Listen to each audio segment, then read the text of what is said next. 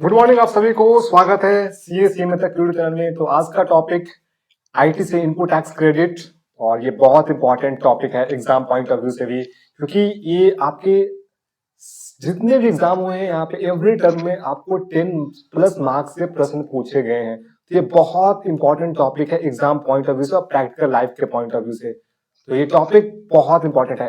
इस वीडियो में आपको यहाँ पे स्टडी मटेरियल मिलने वाले हैं। स्टडी मटेरियल के जितने भी कंसेप्ट हैं, जितने भी आपके प्रश्न हैं दिए हुए हैं, वो सारे के सारे यहाँ पे आपको डिटेल में आपको एक्सप्लेन के साथ मिलने वाले सॉल्यूशन।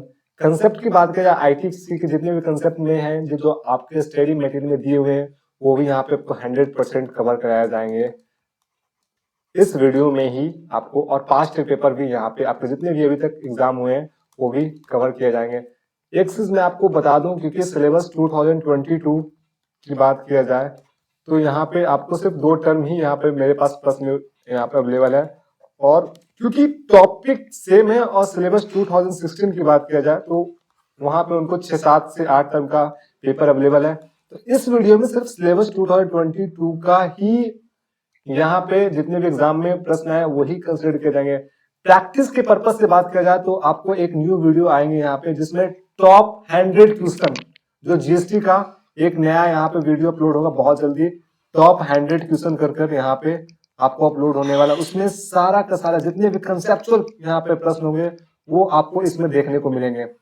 और ये वीडियो बहुत जल्दी आने वाले हैं। I think that within a week यहाँ पे टॉप 100 क्वेश्चन का ये आपके पास मिलने वाले हैं। और ये एग्जाम पॉइंट ऑफ व्यू उसमें सारे के सारे आपके एग्जाम में जितने भी प्रश्न हैं वो कंसिडर रहेंगे, और एक कंसेप्ट वे में जो आपको हेल्पफुल मिले वो सारे के सारे यहाँ पे प्रश्न यहाँ पे 100 क्वेश्चन में कवर रहेंगे। बात किया जाए आपको हैंड रिटन नोट्स भी यहाँ पे मिलने वाले इस वीडियो में। आप जब वीडियो देख रहे हैं तो जो भी कंसेप्ट यहाँ पे हम पढ़ेंगे उससे आप कंसाइज वे में शॉर्ट नोट्स भी यहाँ पे रेडी किया जाएगा, जो आपको एग्जाम से एक दिन पहले बहुत हेल्पफुल मिलेगा आपको रिवीजन के पर्पज से। आप लॉट्स ऑफ पीडीएफ, बहुत से पीडीएफ को मिल जाएंगे, लेकिन आपके पास खुद का अपना हैंड रिटन नोट्स होगा ना, तो वो बहुत ज्यादा यहाँ पे हेल्पफुल मिलेगा आपको रिवीजन करने के लिए। तो आपसे उम्मीद है कि आप यहाँ पे जो यहाँ पे हैंड रिटन नोट्स में यहाँ पे लिखाया जाएगा वो आपको यहाँ पे स्वयं रूप से लिखना है, ताकि आपके एग्जाम से पहले बहुत ही हेल्पफुल मिले। तो ये चीजों पर यहाँ पे इस वीडियो में डिस्कशन किए जाएंगे। ये रहा इसका, इस वीडियो में ये चीज पर डिस्कशन किए जाएंगे। ये आपको समझा इस वीडियो में क्या होने वाला है आईटीसी से रिलेटेड।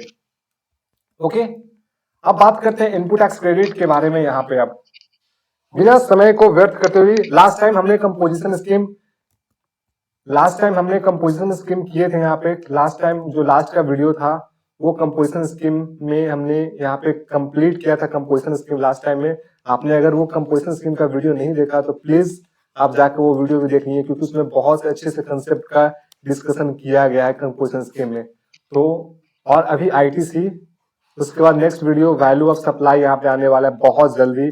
आपको बहुत जल्दी यहाँ पे सब सारा का सारा कुछ मिलने वाला, value of supply, registration, next यहाँ पे कंटिन्यूअसली वे में यहाँ पे वीडियो अपलोड यहाँ पे होते जाएंगे। जो इंपॉर्टेंट चैप्टर हैं एग्जाम पॉइंट ऑफ व्यू से वो यहाँ पे आपको देखने को मिलने हैं, इस चैनल पे आपको मिलने वाला है बहुत यहाँ पर कंटिन्यूअसली वे में। और भी बहुत से टॉपिक मिलने वाला है यहाँ पे। तो आपसे सिर्फ छोटी सी निवेदन है कि अगर आपने चैनल को सब्सक्राइब नहीं किया है तो सबसे पहली बात, बिल्कुल ये चैनल आपको है, तो चैनल को सब्सक्राइब करना बिल्कुल ना भूलें। तो चलिए स्टार्ट करते हैं आज का टॉपिक आईटीसी।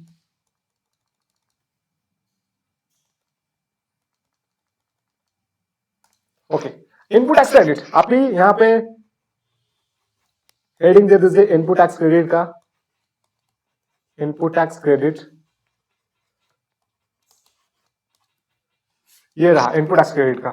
चलिए आते हैं टॉपिक पर। एक ये एग्जाम पॉइंट ऑफ व्यू से बहुत जरूरी टॉपिक है, मैंने पहले भी बोला था यहाँ पे। चलिए स्टार्ट करते हैं आज का टॉपिक इनपुट टैक्स क्रेडिट। यहाँ पे सबसे पहली बात जो मेन टॉपिक है, क्योंकि ये सब डेफिनेशन दिए हुए हैं यहाँ पे, तो आपको बिजनेस में क्या क्या इंक्लूड होता है हमने जब डिस्कशन किया था डेफिनेशन के, तो उसमें सारे ये चीज को यहाँ पे कवर किए गए थे। एक minute, we will open the PDF for again.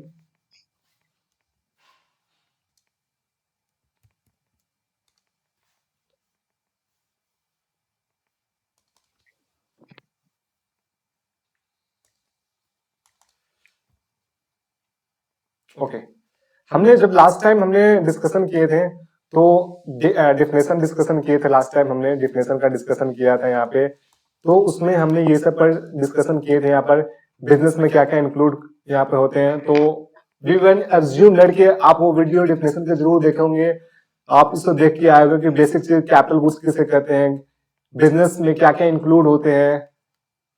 तो ये सब वी विल अज्यूम दैट कि आपको ये सब डिफिनेशन, नॉर्मल जो डिफिनेशन है, बेसिक डिफिनेशन है, इनपुट किसे कहते हैं, input means goods other than capital goods, ये सब जो बिजनेस के पर्पस से आपको ये बेसिक चीज आपको यहाँ पे मैं भी अज्यूम करता हूँ कि ये सब आपने पढ़े होंगे डिफिनेशन में, क्योंकि यहाँ पर कंसेप्ट का जो आईटीसी का इस वीडियो में जो आईटीसी का कंसेप्ट है वो यहाँ पे डिस्कशन किया जाएगा। जो भी आईटीसी का कंसेप्ट, इस वीडियो का पर्पस है जो भी आईटीसी का जो भी कंसेप्ट है, जो भी कंसेप्ट है यहाँ पे रूल्स, ये सारा का सारा यहाँ पे इस वीडियो में कवर किए जाएंगे। डिफिनेशन आप, क्योंकि ये सब बेसिक डिफिनेशन है तो इस पर ज्यादा समय व्यर्थ करूंगा तो फिर यहाँ पे बहुत दिक्कत आएंगे, बहुत लंबे वीडियो बन जाएंगे। तो सबसे पहली बात करते हैं यहाँ पे इनपुट टैक्स क्रेडिट। सबसे पहली बात, आईटीसी को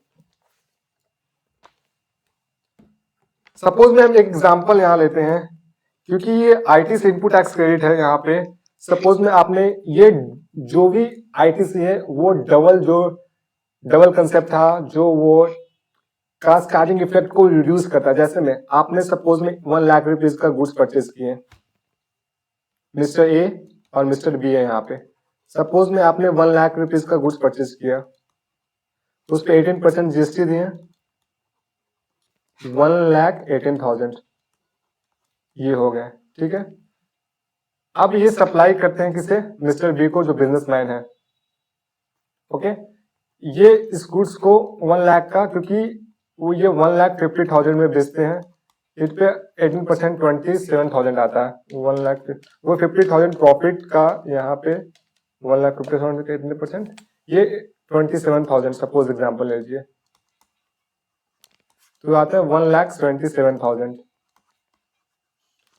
अब बात किया जाए कि बी कितने यहाँ पे टैक्स पे करेंगे, तो बी यहाँ पे 27,000 जीएसटी 27,000 पे करना है। उसमें से पहले ही बी ने 18,000 पे कर दिए हैं, तो यहाँ पे बी को पे करना पड़ेगा 9,000, क्योंकि डबल टैक्सेशन को ये रिड्यूस करता है, कैस्केडिंग इफेक्ट को ये रिड्यूस करता है, ठीक है। जब जीएसटीआर 1 फाइल करेंगे ना, जब इन्होंने सपोज में इन्होंने ए ने सेल किया, जीएसटीआर ये 1 में फाइल करेंगे, तो ये जीएसटीआर इनके 2B में रिफ्लेक्ट होगा आईटीसी के लिए। ओके, ये जीएसटीआर 2B में इनके रिफ्लेक्ट हो जाएगा। ओके, जब जीएसटीआर इनके लिए सेल्स, तो इनके लिए ये जब सेल किए इनको, तो ये तो परचेज किए ना बी, तो जितने इन्होंने जीएसटीआर 1 में फाइल किया होगा तो इनके जीएसटीआर 2B में शो किया जाएगा। ओके,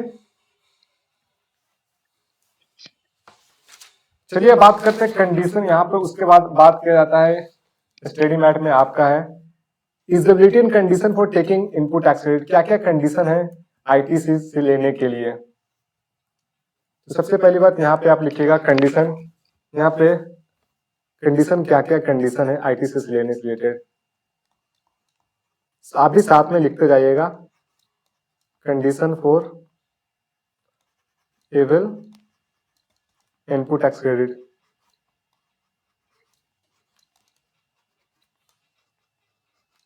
क्या क्या कंडीशन है। सबसे पहली बात, टैक्स पेइंग डॉक्यूमेंट आपके पास होना चाहिए। आपके पास टैक्स पेइंग डॉक्यूमेंट होना चाहिए।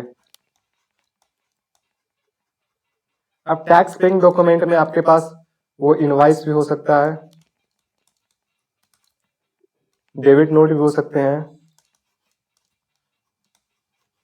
या फिर आपके पास रिवाइज इनवॉइस भी हो सकता है। रिवाइज इनवॉइस किसे बोलते हैं, अगर आपने नहीं पढ़े हो तो इनवॉइस चैप्टर में बिल्कुल इस चीज को भी बताया जाएगा। ओके, अब अगर आप गुड्स इंपोर्ट कर रहे हैं तो आपके पास बिल ऑफ एंट्री है, तो भी टैक्स पेइंग डॉक्यूमेंट माना जाएगा। बिल ऑफ एंट्री है तो वो भी टैक्स पेइंग डॉक्यूमेंट माना जाएगा। आप अगर इंपोर्ट करते हो तो, इंपोर्ट ऑफ गुड्स करते हो तो, इंपोर्ट ऑफ गुड्स करते हो तो वो भी माना जाएगा। इंपोर्ट ऑफ गुड्स करते हो तो आप बिल ऑफ एंट्री भी माना जाएगा टैक्स पेइंग डॉक्यूमेंट, ठीक है। उसके बाद आपको सेकंड में आपके पास goods as service must be receive होना चाहिए। आप जब भी गुड्स परचेज करते हो या फिर सर्विस करते हो तो आईटीसी तभी आप क्लेम कर सकते हो, या गुड्स, अगर गुड्स है तो गुड्स, सर्विस है तो service must be receive.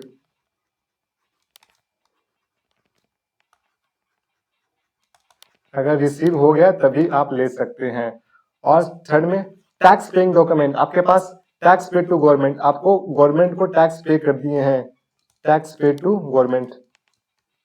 GSTR 3B में आपको वो आप टैक्स पे कर दिए गवर्नमेंट को, तभी वो आईटीसी, जैसे मैं आपने सप्लाई, आपने गुड्स परचेज किया, ओके। जैसे मैं यहाँ पे एग्जांपल लेता हूं, एक एग्जांपल लेते हैं, ए और बी। ए ने गुड्स यहाँ पे सेल किए बी को, तो बी आईटीसी कब लेंगे? सबसे पहली बात, ये जब ए सप्लायर है वो टैक्स पे कर दिए होंगे, जीएसटीआर 3B जाता है ना, जब टैक्स पे कर दिए होंगे तभी बी एलिजिबल होगा, तभी यहाँ पर बी को आईटीसी मिल पाएगा, नहीं तो नहीं मिल पाएगा। अब आपसे मन में बहुत से प्रश्न यहाँ उठ रहे होंगे कि मुझे कैसे पता चलेगा बी को कि ए ने यहाँ पे टैक्स पे किए कि नहीं। प्लीज वेट, इस पे आगे आपको सब मिलने वाले हैं, आपको ये भी चीज दिक्कत यहाँ पे दूर हो जाएंगे। उसके बाद बात किया जाए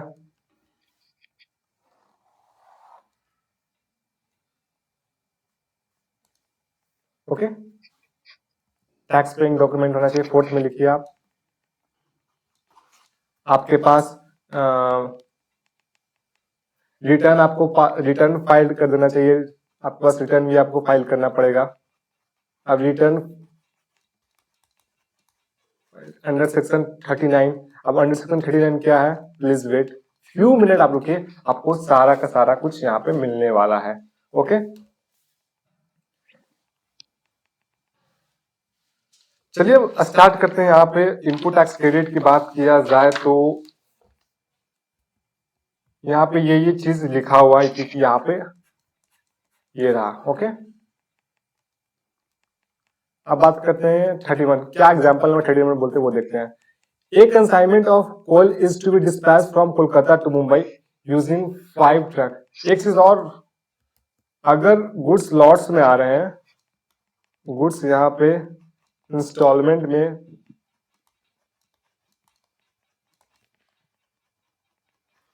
या लॉट्स में आ रहे हैं, तो आईटीसी आप कब लेंगे? After last instalment. ITC able करेंगे after last instalment, after last instalment. ITC आप एबल करेंगे आफ्टर लास्ट इंस्टॉलमेंट, ओके। यहाँ पे देखिएगा, एक consignment of coal is to be dispatch from Kerala to Mumbai. एक कंसाइनमेंट यहाँ पे है वो डिस्पैच किया जा रहा है Kolkata to Mumbai using 5 truck, 5 truck से जा रहे हैं, ठीक है। And invoice was issued to the recipient on, यहाँ पे इनवॉइस इशू कर दिया गया रिसिपिएंट को 30 मार्च को, यहाँ पे 30 मार्च को यहाँ पे इनवॉइस इशू कर दिए गए हैं। 4 truck reach to the claimant by the March 30, और 30 मार्च तक 4 ट्रक पहुंच गए, but the truck carrying the final lot to be consignment reach to recipient only on 2 अप्रैल।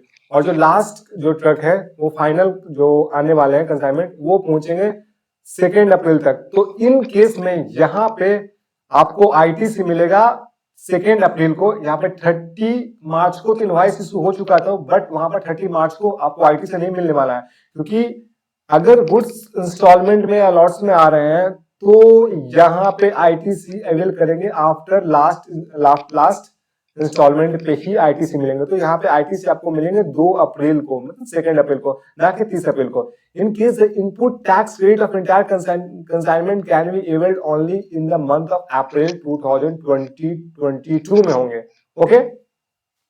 इसकी यही बात किया हुआ है यहाँ पे। अब यहाँ पे बात किया हुआ है bill to ship to model. Bill to ship to model क्या होता है? एक एग्जांपल से थ्रू मैं यहाँ पे समझाता हूँ build to ship to model क्या होता है। एग्जांपल समझते हैं build to ship to model होता क्या है। Build to ship to model,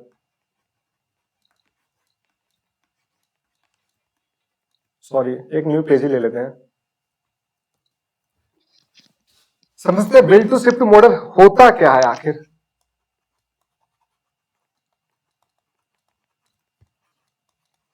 build to ship to model,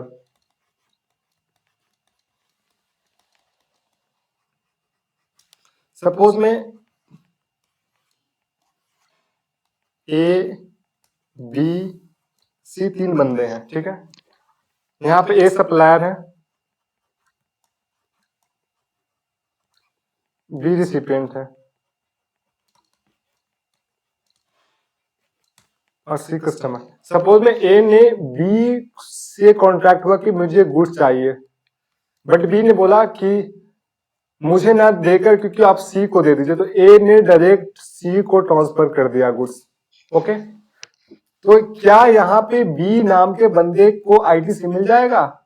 क्योंकि बी के पास तो गुड्स नहीं आया, बी तो गुड्स रिसीव नहीं किया। Goods not receive B, goods receive तो सी ने किया यहाँ पे। और आईटीसी क्लेम करने पे आपने पढ़े होंगे कि there must be goods receive, तो यहाँ पे बी तो गुड्स रिसीव ही नहीं किया। आपके मन में तो सवाल उठता होगा तो बी को आईटीसी क्यों मिलेगा? तो बिल्कुल ऐसा नहीं है जैसा आप सोच रहे हैं। तो यहाँ पे बी को आईटीसी मिल जाएगा जब गुड्स यहाँ पे सी रिसीव हो जाएंगे। इसी को बोलते हैं build to ship to model. Means recipient के बिहाफ पे किसी और व्यक्ति ने गुड्स रिसीव किया, तो यहाँ पे रिसिपिएंट के बिहाफ में यहाँ पे सी ने रिसीव किया। उन्होंने बोला कि जैसे मैं यहाँ पे ये दिल्ली का बंदा है, सपोज में मैं मुंबई का हूँ और पार्टी भी दिल्ली का है, तो इन्होंने बोला कि सप्लायर तुम मुझे दोगे, फिर मैं यहाँ से दिल्ली वापस भेजूंगा। आप एक काम करना, आप सीधे सी को ट्रांसफर कर देना। तो ये बंदा सीधे सी को, जिस दिन सी को गुड्स रिसीव हो गया उस दिन बी एलिजिबल हो जाएंगे आईटीसी क्लेम करने के लिए। ओके, तो कहने का मतलब build to ship to model का मतलब, कहने का मतलब कि यहाँ पे किसी और के बिहाफ पे, रिसिपिएंट के बिहाफ पे किसी थर्ड पार्टी ने गुड्स रिसीव किया। ओके, चलिए ये यहाँ पे बात करते हैं। He shall be deemed that registered person has received the goods or as the case may be of services। यहाँ पर एग्जाम्पल नंबर 32 देख लेते हैं क्या बोलते हैं।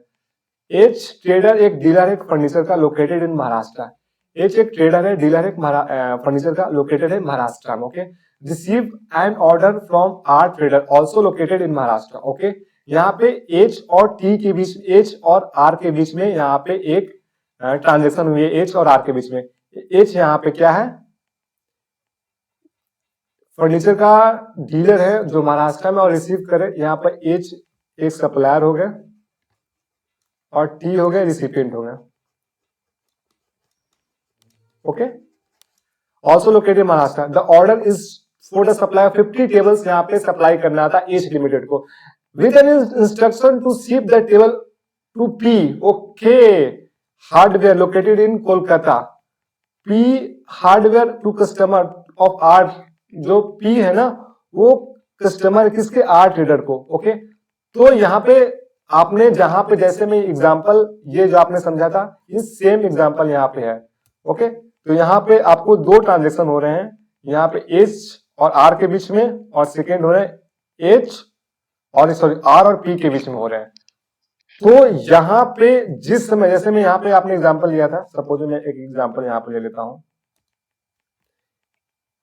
एच यहाँ पे, एच लिमिटेड क्या है, यहाँ पे सप्लायर है। टी लिमिटेड क्या है, रिसिपिएंट है। ठीक है, और यहाँ पे पी लिमिटेड वो कस्टमर है। इन लोग दोनों का कॉन्ट्रैक्ट हुआ था कि गुड्स यहाँ पे एच लिमिटेड टी लिमिटेड को ट्रांसफर करेंगे। ठीक है, लेकिन इनके इंस्ट्रक्शन से, जो टी है ना, इनके कस्टमर कौन थे, पी थे। तो इन्होंने बोला कि आप मुझे गुड्स ट्रांसफर ना करके आप सीधे इनको गुड्स ट्रांसफर कर दीजिए सीधा। तो जिस दिन एच लिमिटेड पी लिमिटेड को गुड्स ट्रांसफर करेंगे उस दिन टी लिमिटेड एलिजिबल हो जाएंगे आईटीसी क्लेम करने के लिए। यही होता है build to ship to model. उम्मीद है आपको समझ में आ गया होगा build to ship to model क्या है। ओके, चलिए उसके बाद यहां पे आते हैं एग्जाम्पल नंबर 33। मिस्टर विक्रम एक लैपटॉप है वो एक्वायर किया गया 1 lakh rupees plus 18% GST. Okay, 9,000 CGST 9,000 SGST। Okay, for this professional use. Okay, professional business use के लिए ITC और 9,000 इन each in the CGST and SGST not available to Bikram if X Limited fails to pay GST to the government. X Limited may discharge the liability. It's okay. इन्होंने suppose में इन्होंने कहा है कि 9,000 CGST का और 9,000 SGST का क्या प्रोसेस है, कैसे लाइबिलिटी डिस्चार्ज किया जाएगा। बहुत ऑप्शन है आपके पास। ITC है तो उससे आप इसे 9,000 ले सकते हो आपके पास, या फिर तो कैश में आप पेमेंट कर सकते हो, या फिर आप दोनों कर सकते हो, जो आपके पास सुविधा है। तो by utilising balance of ITC available with X limited, आपके पास अगर बैलेंस यहाँ पे है तो उससे भी आप सेट ऑफ कर सकते हो, या फिर आप कैश में पेमेंट कर सकते हो, the paying amount of credit to the government, या फिर आप दोनों कर सकते हो। It's for your choice. Okay, अब यहाँ पर एग्जाम्पल नंबर 34, ये देखिएगा। यहाँ पे एक एग्जाम्पल नंबर 34 से पहले एक चीज मैं आपको बताना चाहता हूँ। देखिएगा, सपोज में आपने कोई भी कैपिटल गुड्स परचेज किए, यहाँ पे कैपिटल गुड्स परचेज करते हैं आप, तो आपके पास दो ऑप्शन है। आपके पास यहाँ पे दो ऑप्शन है। वो क्या ऑप्शन है? आप अगर एक minute please please please wait, एक minute, that is the issue of the light problem. Suppose में आप परचेज करते हैं capital goods. Okay, purchase a capital goods, example लेता हूं, परचेज ऑफ कैपिटल गुड्स। आप कैपिटल गुड्स परचेज करते हैं, sorry, purchase of capital goods purchase करते हैं, ठीक है। तो आपके पास दो ऑप्शन है। सपोज में आपने वन मशीन परचेज किए हैं 1 लाख की, आपने 18,000 जीएसटी पे किए, तो 1,18,000 हो गया। सेकेंड ऑप्शन यहाँ पे सबसे पहले एक ऑप्शन ये है कि अगर आप जो ये जीएसटी का अमाउंट है आपने जो पे किया गया है, अगर उसे कैपिटलाइज कर देते हो 1,18,000 पर, तो आप इसे पूरे के पूरे 1,18,000 कैपिटलाइज कर देते हो पूरे के पूरे इंक्लूडिंग जीएसटी का एलिमेंट, तो आपको यहाँ पे डेप्रिसिएशन तो मिल जाएगा, बट आईटीसी डेप्रिसिएशन तो अलाउड हो जाएंगे यहाँ पे 1,18,000 का, बट आपको आईटीसी यहाँ पे नहीं मिलने वाले हैं, आईटीसी अलाउड नहीं होंगे। अगर आप जो टैक्स एलिमेंट है, टैक्स कंपोनेंट है, उसको आप कैपिटलाइज कर देते हैं तो आपको यहाँ पे आईटीसी नहीं मिलेंगे। सेकेंड केस में आपने मशीन खरीदा 1 लाख की, आपने 1 लाख ही कैपिटलाइज किया, तो यहाँ पे आपको 18,000 का आईटीसी मिल जाएंगे और डेप्रिसिएशन भी मिल जाएंगे 1 लाख पे। लेकिन अगर आपने जो टैक्स का एलिमेंट है 18,000 उसे आप कैपिटलाइज कर देते हो, तो आपको यहाँ पे आईटीसी इस केस में नहीं मिलने वाला है। सपोज में अपने नॉर्मल की एग्जांपल ले लेते हैं। नॉर्मल एग्जांपल, आपने 1 लाख का मशीन खरीदा, आपने 1 लाख ही कैपिटलाइज किया, तो यहाँ पे 1 लाख पर आपको आईटीसी जैसे मिलते तो वैसे मिल जाएंगे, और 80,000 का आपको 1 लाख पर आपको डेप्रिसिएशन भी आप क्लेम कर सकते हो, और 18,000 का आपको आईटीसी अलाउड हो जाएगा, आईटीसी आपको अलाउड कर दिया जाएगा। ओके, देखिए स्टडीमेट क्या बोलते हैं यहाँ पे। मिस्टर विक्रम यहाँ पे लैपटॉप एक एक्वायर्ड किया 1 लाख में 80,000 जीएसटी का, 9% CGST 9% GST of his professional use, he has the following option 1 and option 2, ठीक है। यहाँ पे 1 लाख का आपने यहाँ पे आपने देखा होगा कि यहाँ पे इन्होंने कैपिटलाइज किया 1 लाख का, डेप्रिसिएशन 40,000 का, यहाँ पे 60,000 क्लोजिंग डब्ल्यूडीवी, तो आपको दोनों का आईटीसी मिल जाएगा। बट इन्होंने अगर 1,18,000 पूरा का पूरा इन्होंने कैपिटलाइज कर दिया, जैसे कि यहाँ पे केस में आपने ये वाला केस देख रहे होंगे, आपने पूरा का पूरा 1,18,000 अगर कैपिटलाइज कर दिया, तो सिर्फ और सिर्फ आपको डेप्रिसिएशन अलाउड होगा, आईटीसी आपको अलाउड नहीं होगा। ओके, आपको सिर्फ और सिर्फ यहाँ पे आपको डेप्रिसिएशन अलाउड किया जाएगा, ये डेप्रिसिएशन यहाँ पे अलाउड किया जाएगा, आईटीसी आपको नहीं मिलने वाला है। ओके, गॉट इट, समझ में आ गया होगा, उम्मीद है आपको। अब बात किया जाए मैक्सिमम टाइम लिमिट क्या है claim of ITC. Maximum time limit क्या है, मैक्सिमम टाइम लिमिट क्या है ऑफ आईटीसी अवेल करने का।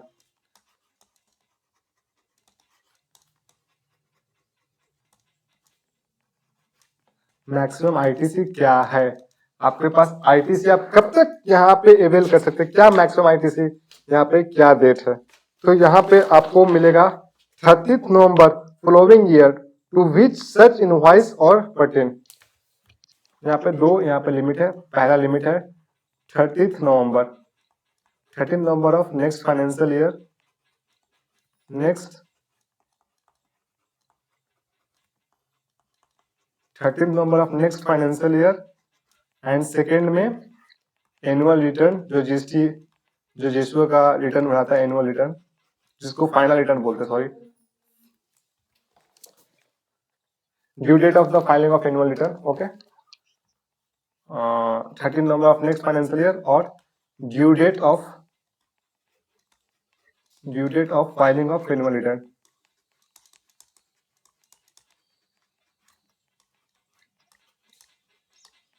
Due date of filing of annual return, जो दोनों में से पहले आ गया वहां तक आईटीसी क्लेम कर सकते हैं।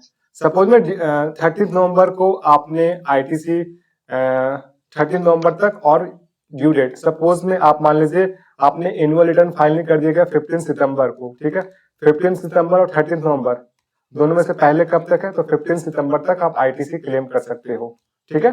एक एग्जांपल और लेते हैं, सपोज में आपने एनुअल रिटर्न फाइल किए कब, आपने फाइल किया गया 15 दिसंबर को, ठीक है, 15 दिसंबर को आपने एनुअल रिटर्न फाइल किया गया, और 13 नवंबर दोनों में से पहले कब है, 13 नवंबर, तो आपको 13 नवंबर तक ही आप आईटीसी क्लेम कर सकते हैं, ओके।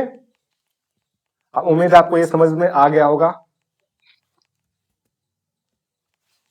यहाँ पे उसी की बात किया हुआ है, यहाँ पे maximum time limit for claiming of ITC, registered person shall not B entitled to take input tax credit in respect of any invoice or debit note for supply of goods or services or both after 30th November of the following at the end of the financial year to which such invoice or debit note pertain, a actual date of furnishing of relevant annual return। देखिए यहाँ पे एक चीज और, ऐसे आपको पता होगा कि ड्यू डेट कब है फाइलिंग रिटर्न करने के लिए, 30 दिसंबर, ओके। क्या क्या डॉक्यूमेंट रिक्वायर है conditioning of claiming of input tax credit के लिए, मैंने ये पहले ये चीज डिस्कस कर दिया, यहाँ पे ऊपर में आपको बता दिया इस चीज को। एक minute, for the availing of the ITC आपको साउंड कम करना पड़ेगा, एक minute. Reversal of input tax credit in case of non payment of consideration, okay. सबसे पहली बात ये जो आपको, एक minute we will try to, यहाँ पे एक चीज जो रिवर्सल ऑफ आईटीसी है, जो नॉन पेमेंट है, पहले अगर ये प्रोविजन ये गवर्नमेंट ने बाद में ये प्रोविजन लाया, इसके पहले यहाँ पे आज जो इनवॉइस बनते हैं ना, वो पहले इनवॉइस पहले मार्केट में ऐसे यहाँ पे बेचे जाते थे। आज कैसे जो सब्जी मंडी में आप सब्जी लेने जाते हैं, आलू ले लो, गोभी ले लो, जो भी टमाटर ले लो, तो पहले ये प्रोविजन जो ये 180 डेज का है ना, जो 180 डेज में आपको पेमेंट का प्रोविजन नहीं था, वैसे जो पहले ऐसा बिकता था, इनवॉइस ले लो, ऐसे इनवॉइस बिकते थे पहले। आपको लग रहा होगा कि क्या बोल रहे हैं, बट ये रियलिटी है, फैक्ट है, ये प्रैक्टिकल लाइफ में आपको पहले ऐसे ही बिकता था, इनवॉइस ले लो, पहले ये इनवॉइस ऐसे बिकते थे यहाँ पे। जी हाँ, 2 मिनट में समय लूंगा इसके बारे में, मैं ज्यादा समय नहीं लूंगा। पहले जब प्रोविजन नहीं था 180 डेज का प्रोविजन, तो गवर्नमेंट को बहुत ज्यादा नुकसान होता था। तो गवर्नमेंट ने सबसे सपोज में आपको पता होगा कुछ ऐसे इंडस्ट्री हैं जिसके पास अनयूटिलाइज आईटीसी रहते हैं, उनके पास आईटीसी यूटिलाइज नहीं होते हैं। कुछ ए नाम का ऐसा इंडस्ट्री है जिसके पास एक्सेस आईटीसी है, ओके, इनके पास बहुत आईटीसी है। और बी नाम का बंदा है, इनको चाहिए था कुछ, मतलब इनको आईटीसी मुझे चाहिए था, इनके पास ज्यादा है, इनके पास कम है, तो ये बंदा बी के नाम पे इनवॉइस फाड़ देते थे। सपोज में 1 लाख का, सपोज में इन्होंने 1 लाख का गुड्स, सपोज में ऐसे ही इन्होंने एक्चुअल में सिर्फ इनवॉइस पे वर्क हो रहा है, एक्चुअल में कोई गुड्स डिलीवरी नहीं किया गया। एक कोई बंदा एजेंट नाम का था, सपोज में ये गोलू मोलू सा बंदा है एजेंट का नाम से, ये कमीशन पे काम करते थे। ये सब पहले ही सब एक्चुअल में वर्क होता था, ऐसे कमीशन पे काम होता था। बट ये जब ये प्रोविजन आया 180 डेज वाले, तो ये सब सारे बंदे बेरोजगार हो गए। तो चलिए एक यहाँ पे एग्जांपल लेते हैं। 1 लाख का गुड्स था, 18,000 यहाँ पे इन्होंने जीएसटी लगाकर 1,18,000 का इनवॉइस फाड़ दिया बी के नाम पे कि हमने गुड्स बेचा। बट एक्चुअली ऐसा कुछ है ही नहीं, गुड्स कोई बेचा ही नहीं। और फिर वो क्या करते थे, ये तो 18,000 का, और ये तो यहाँ पे इन्होंने ये तो यहाँ पे क्या किया, इन्होंने इनवॉइस फाड़ दिया, उसका ये आईटीसी 18,000 का ले लेते थे। बट और ये आगे चल के क्या करते थे ना, ये जो अमाउंट था ना, इसको ये बैड डेट एंट्री कर देते थे। आगे चल के बैड डेट एंट्री कर देते थे 3-4-5 महीने के बाद। तो गवर्नमेंट को इससे काफी नुकसान होने लगे कि गवर्नमेंट के पास तो कुछ आ ही नहीं रहा है। ये इसका जो एक्सेस आईटीसी थे ये यूटिलाइज हो जाता था, ये भी बंदा बच जाता था। ये भी खुश, ये भी खुश, ये भी खुश, बट गवर्नमेंट ना खुश। गवर्नमेंट दुखी हो गया बहुत ज्यादा। ऐसे फेक इनवॉइस फाड़ते रहते थे, और गवर्नमेंट ये इनके पास जो एक्सेस इनवॉइस था ये भी यूटिलाइज होता था। ये जो टैक्स जो इनको मीन्स ये सेकेंडरी मार्केट में माल बेचते थे और इसको आईटीसी यूज कर लेते थे। तो गवर्नमेंट को इससे बहुत नुकसान होने लगा। तो गवर्नमेंट ने एक प्रोविजन यहाँ पे इंक्लूड किया गया। उन्होंने कहा कि अगर आपने 180 डेज के अंदर में पेमेंट नहीं किए ना, सप्लायर को अगर 180 डेज के अंदर में पेमेंट नहीं किए, तो आपको आईटीसी नहीं मिलेगा। आईटीसी आपको रिवर्सल करना पड़ेगा, विथ इंटरेस्ट 18% के हिसाब से आपको इंटरेस्ट देना पड़ेगा। जहां से आप यूटिलाइज किए हो, यूटिलाइजेशन से जहां तक आपने, और जिस दिन आपने आउटपुट टैक्स लायबिलिटी में ऐड किया, जिस दिन आपने आउटपुट टैक्स लायबिलिटी में ऐड किया है, टैक्स लायबिलिटी में ऐड किए हो, वहां तक ये दोनों का जो डिफरेंस है ना, जिस समय से अपना आईटीसी अवेल किया है और आउटपुट टैक्स लायबिलिटी में ऐड किया गया, दोनों का जो डिफरेंस है ना, उसमें आपको 18% यहाँ पे इंटरेस्ट देना पड़ेगा। आईटीसी आपको रिवर्सल करना पड़ेगा along with इंटरेस्ट 18% के हिसाब से।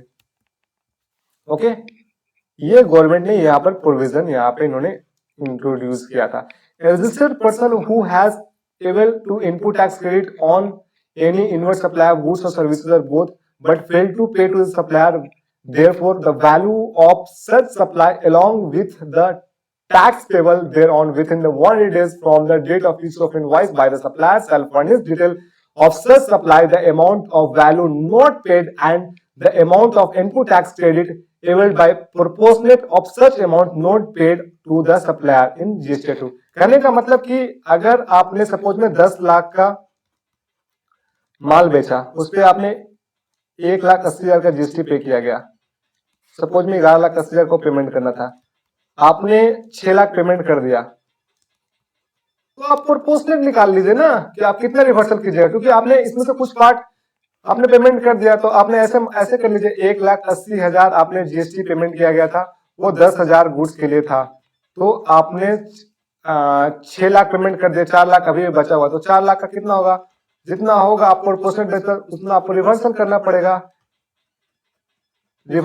पड़ेगा, विद इंटरेस्ट के साथ। आपको 18% विद इंटरेस्ट के साथ आप रिवर्सल कर दीजिएगा। ओके,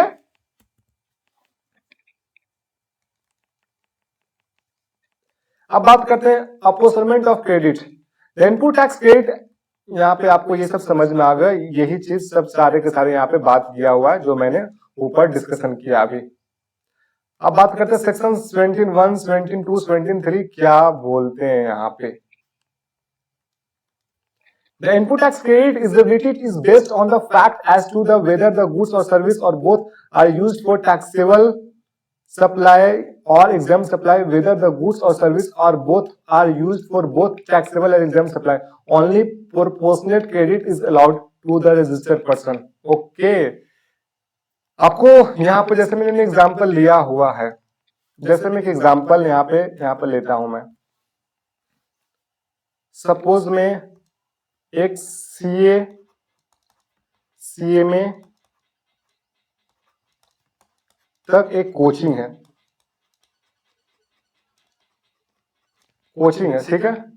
सीए में तक एक कोचिंग है, ये आपको क्लासेस प्रोवाइड करते हैं, क्लासेस यहाँ पे प्रोवाइड करते हैं, क्लासेस यहाँ पे प्रोवाइड किया जाता है यहाँ पे सीए स्टूडेंट को, सीएमए स्टूडेंट को, सीए स्टूडेंट को।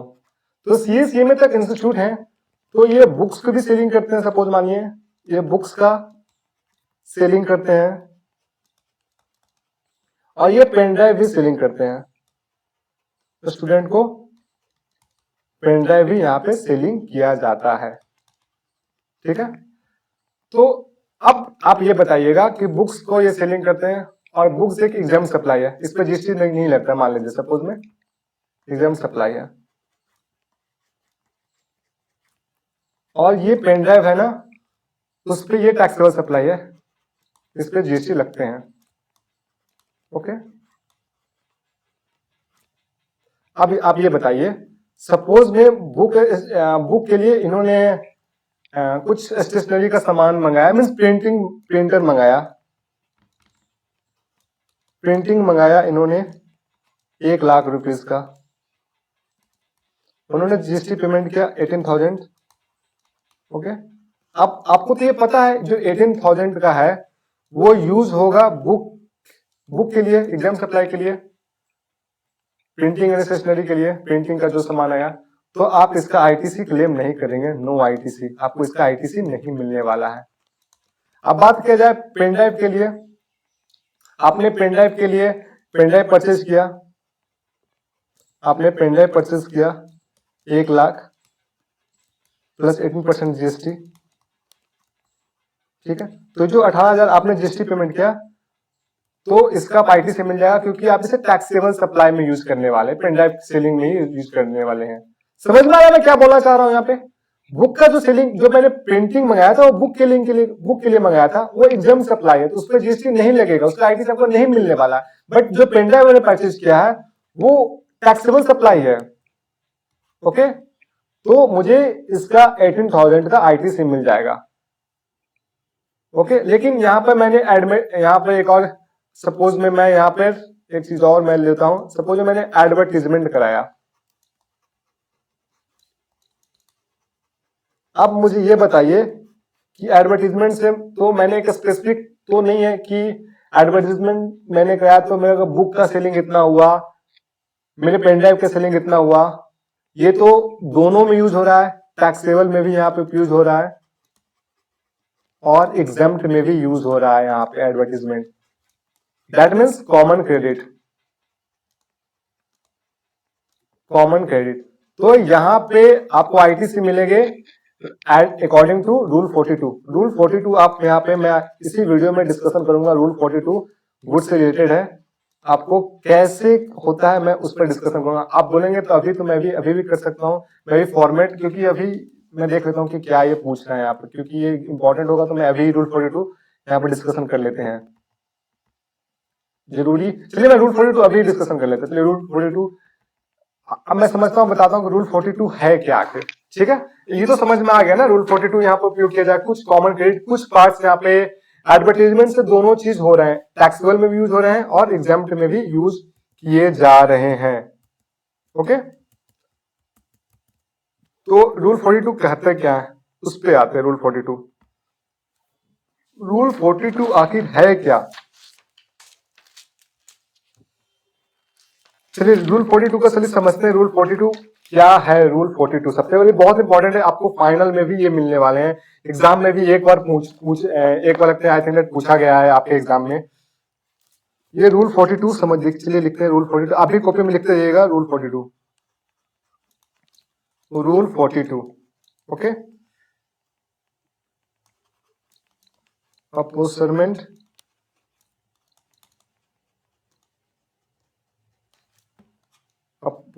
of ITC, on input and input service। Input and input service.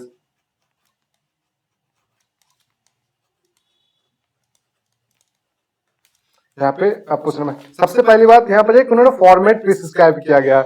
यहाँ पे टोटल इनपुट इनपुट टैक्स को यहाँ पे आप जितने भी आपके पास टोटल आईटीसी हैं, टोटल इनपुट जो भी इनपुट है आपके पास इनपुट टैक्स है उससे आप टी मान लीजिए। ओके, आपको उसमें से यहाँ पे लेस करना पड़ेगा क्या क्या। अब मैं फॉर्मेट आगे बता दे रहा हूं, उसमें मैं एक एग्जांपल के थ्रू आपको मैं समझाऊंगा, ठीक है। उसमें से आपको लेस करना पड़ेगा। यहाँ पे आप एक फॉर्मेट लिख दीजिए पहले, मैं उसके बाद मैं एक एग्जांपल के थ्रू आपको समझाता हूं। Input tax credit, input tax on input and input service.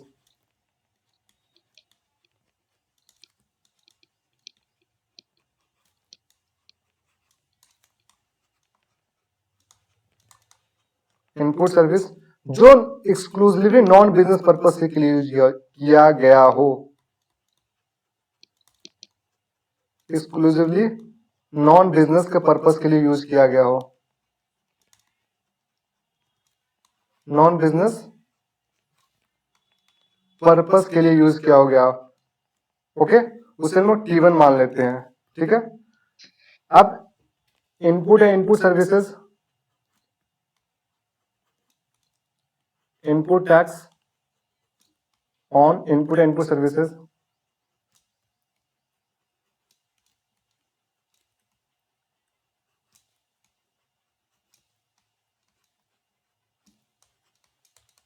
Input services जो एक्सक्लूसिव फॉर एग्जाम सप्लाई के लिए किया गया है,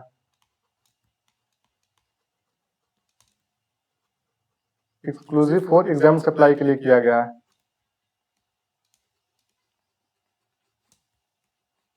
एक्सक्लूसिव फॉर एग्जाम सप्लाई के लिए किया गया है, उसे हम लोग T2 मान लेते हैं।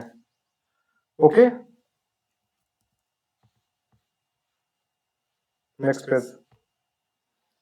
और यहाँ पे ब्लॉक क्रेडिट, जो यहाँ पे ब्लॉक क्रेडिट है जो सेक्शन 17(5) में डिस्कशन किया गया है, अंडर सेक्शन 17(5) उसको T3 मान लीजिए। यहाँ पे दिया गया है, अब जो टी में से जो भी टी में से आप T1 T2 T3 लेस करेंगे तो आ जाएगा C1, और C1 को बोला जाता है। अब डोंट वरी, अगर आपको ये समझ में नहीं आया तो प्लीज पेशेंस, आपको 4 से 5 मिनट मुझे दीजिए, लिखने के बाद आपको ब्रीफली मैं यहाँ पे अच्छे से एक्सप्लेन कर दूंगा। एक एग्जाम्पल, 2-3 एग्जाम्पल, एक दो नहीं 2-3 एग्जाम्पल लेकर आपको ये अच्छे से मैं कर दूंगा कंप्लीट। डोंट वरी इट, आप पहले साथ साथ मुझे एक बार लिखने दीजिए। टोटल आईटीसी आपके पास कितने आईटीसी अवेलेबल है क्रेडिट लेजर में? Total ITC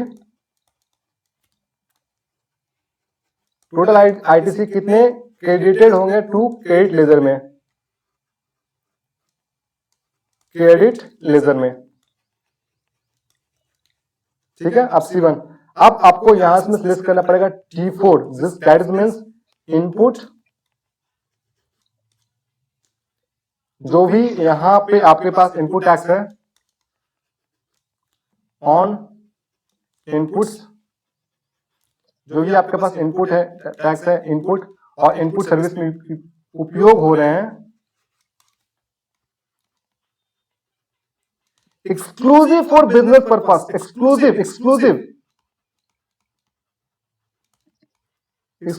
for business purpose,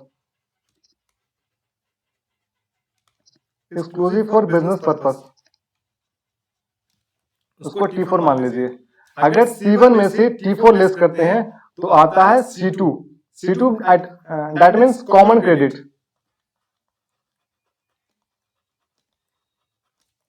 common credit that is C2।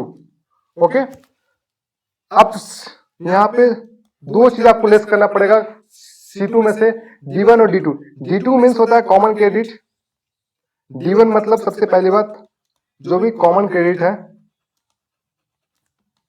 आपको अगर समझ में नहीं आया डोंट वरी, आप मुझे समय दीजिएगा, आपको 2 मिनट में मैं समझा दूंगा, बस 2 मिनट में।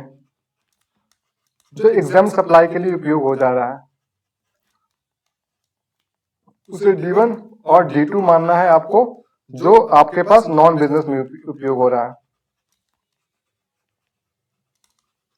नॉन बिजनेस में। अगर आप C1 में से D1 D2 लेस कर देते हैं तो आपके पास मिल जाएगा। अब D1 कैसे निकलता है, D2 कैसे निकलता है, उसमें मैं आता हूं। आपके पास अब जो आएगा ना, रिमेनिंग एलिजिबल कॉमन क्रेडिट आ जाएगा यहाँ पे, रिमेनिंग एलिजिबल कॉमन क्रेडिट आ जाएगा।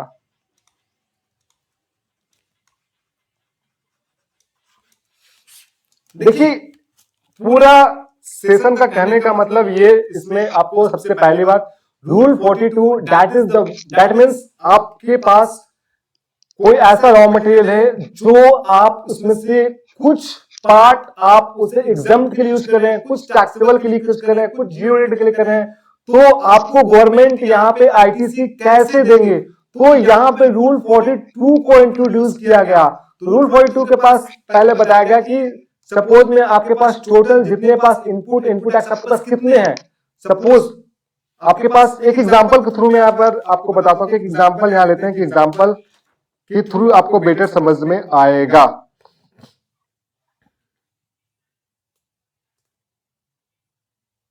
सपोज मैं एक एग्जांपल लेता हूं,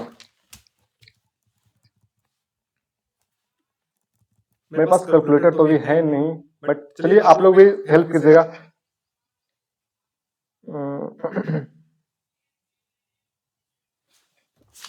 एक एग्जांपल लेता हूं यहाँ पे,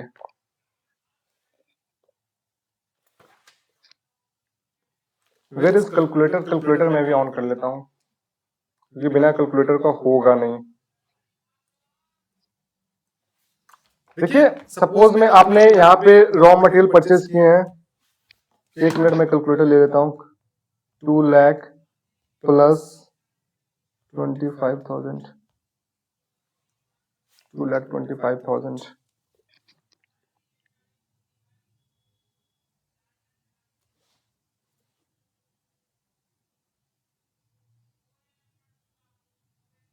चलिए इट्स ओके।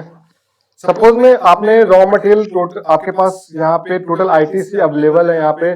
सपोज मान लीजिए एक एग्जांपल रेंडम बेसिस पे मैं ले रहा हूँ क्योंकि मेरे पास एक पूरी आपके पास आपके पास जो टोटल आईटीसी अवेलेबल है आपके पास 4 लाख है। ओके, आपके पास आईटीसी टोटल 4 लाख रुपीज है। टोटल इनपुट टैक्स क्रेडिट आपके, उसमें से आपने T1 जिसको बोला जाता है, आपने पढ़े हुए नॉन बिजनेस पर्पस के लिए 25,000 का आपने उसे यूज किया है। ओके, T2 जो आपने एग्जाम सप्लाई के लिए यूज किया गया वो 48,000 की है। ओके, T3 जो ब्लॉक क्रेडिट जो सेक्शन 25 में आपने पढ़ा होगा ब्लॉक क्रेडिट, वो है 2 लाख की है। ओके, अब लेस कीजिएगा 4 लाख में से ये आपने लेस कीजिएगा 4 lakh minus 25,000 minus 48,000 minus 2 lakh, तो आते हैं 1,27,000। तो जो 1,27,000 आए ना, दैट इज C1। कहने का मतलब कि आपके पास इतने अभी आपके पास इलेक्ट्रॉनिक क्रेडिट लेजर में शो किया जा रहा है, कॉमन क्रेडिट आपके पास शो किया जा रहा है क्रेडिटेड टू इलेक्ट्रॉनिक लेजर में। लिख देता हूं यहाँ पे क्रेडिटेड टू इलेक्ट्रॉनिक लेजर में आपके पास इतने क्रेडिट में इलेक्ट्रॉनिक लेजर में लेस हो रहे हैं। ठीक है, उसमें से T4 that means exclusive for business purpose के लिए, सपोज में 50,000 का आपके पास यहाँ पे बिजनेस पर्पस के लिए उपयोग किए जा रहे हैं। तो अब लेस कीजिएगा 1,27,000 माइनस 50,000, तो 27,000 ये आ गए। अब जो क्योंकि देखिए अब आपको निकल गया किसका, ये सब आईटी से नहीं मिलने वाला। अब ये पूरा का पूरा यूज हो रहा है बिजनेस पर्पस के लिए। अब जो आया ना वो आ गया कॉमन क्रेडिट। कॉमन क्रेडिट कहने का मतलब कि कुछ पार्ट जो 27,000 का है, कुछ पार्ट एग्जाम्प्ट के लिए यूज रहा है, कुछ पार्ट टैक्सेबल के लिए यूज रहा है। तो आपको मैंने आज से बताया था कि आपको 2 चीज लेस करना पड़ता है C2 में से 2 चीज लेस करना पड़ता है, D1 और D2। D1 किसे बोलते हैं, D1 आपको मैंने बताया था कॉमन क्रेडिट यूज फॉर आपके पास जो एग्जाम सप्लाई है, एग्जाम सप्लाई के लिए आप जो यूज करते हो, सो अब ये कैसे निकलेगा, D1 कैसे निकलेगा, इसके लिए निकला एक उन्होंने बताया था C2 into E upon F. C मतलब कॉमन क्रेडिट आपके पास कितना शो कर रहा है, 27,000। आपने एग्जाम सप्लाई कितना किया और टोटल सप्लाई कितना है वो देख लीजिए ऊपर में। आपने एग्जाम सप्लाई कितना किया था और आपने टोटल सप्लाई आपने किया है कितना का, आप उसके बेसिस पे सपोज में आपने जितना लिया होगा उसको डिवाइड करके आपको निकल जाएगा D1 और D2 means non business purpose के लिए 5% ऑफ C2 निकाल दीजिएगा, 5% ऑफ C2 तो निकल जाएगा आपको D2, और C2 में से D1 और D2 लेस कर दीजिएगा तो आपको आ जाएगा कितने आप क्रेडिट लेंगे अवेलेबल आपके पास है। तो ये रहा रूल 42। इंस्टीट्यूट के स्टडी मैट में आएगा तो डेफिनेटली मैं इसको कंसिडर करूंगा और बताऊंगा रूल 42 और है क्या। चलिए स्टार्ट करते हैं। उसके बाद यहाँ पे रूल 42 के बाद ये रहा, आप एक एग्जांपल नंबर 35 देखते हैं क्या एग्जांपल 35 बोलते हैं। यहाँ पे 35 एग्जांपल,